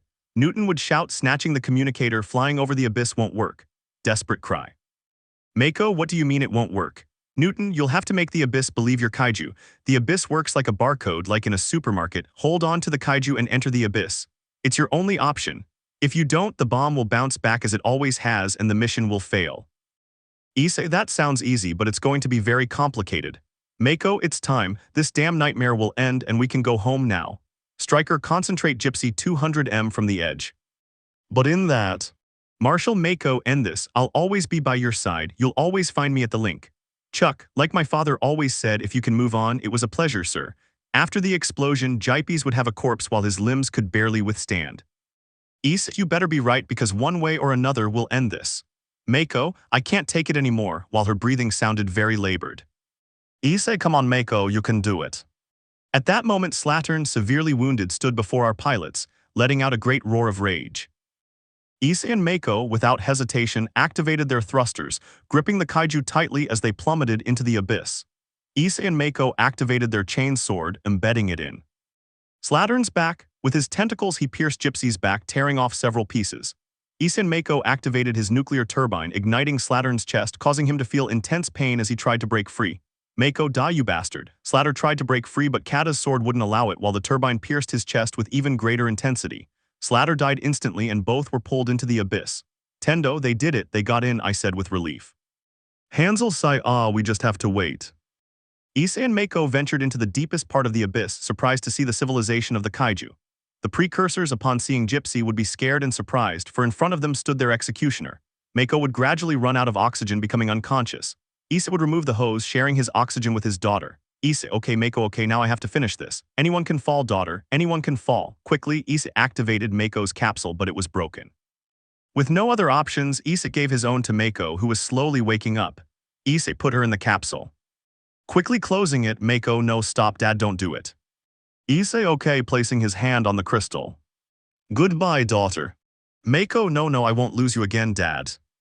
The capsule would be launched while Issei just watched his surroundings. The precursors wouldn't stay still and would release several kaiju that were heading towards Gypsy. Seeing this, Issei would return to the controls to activate the bomb, but he couldn't because the button had broken. Damn it, Issei shouted. Issei, if you can still hear me, I will activate the reactor's overcharge. Now detonation in 60 seconds. Tendo, Issei, you have to get out of there now. Hansel, Issei, if you can hear me, get out of there quickly. Kanito would be arriving just like Asia. Kanito, what happens? Did you manage to enter the abyss? Asia, honey, please. All the kaiju were getting closer and closer. Issei would just stay outside and watch. Issei, this is how I'll die. Sitting down, waiting for the explosion. I'm sorry, Mako, you will not die, a voice would say as his arm lit up. Alvian. Alvian, I'm not going to let you die here, my friend. You'll get out of this. Issei, I'm so tired, go away from here, falling unconscious. Alvian, you've completed your mission, now it's my turn to complete mine. Alvian concentrated all her power, surrounding Issei in an intense white bubble. Alvian launched Issei upwards while the kaiju tried to reach her. Alvian, tell that idiot red dragon I'll be waiting for him. BOOMs. Zend. Let me know in the comments below if you guys want the next part. Also check out my other video that has been shown and left. Thank you for watching. If you enjoyed this video, please like and share this video. And have a fantastic day. Bye.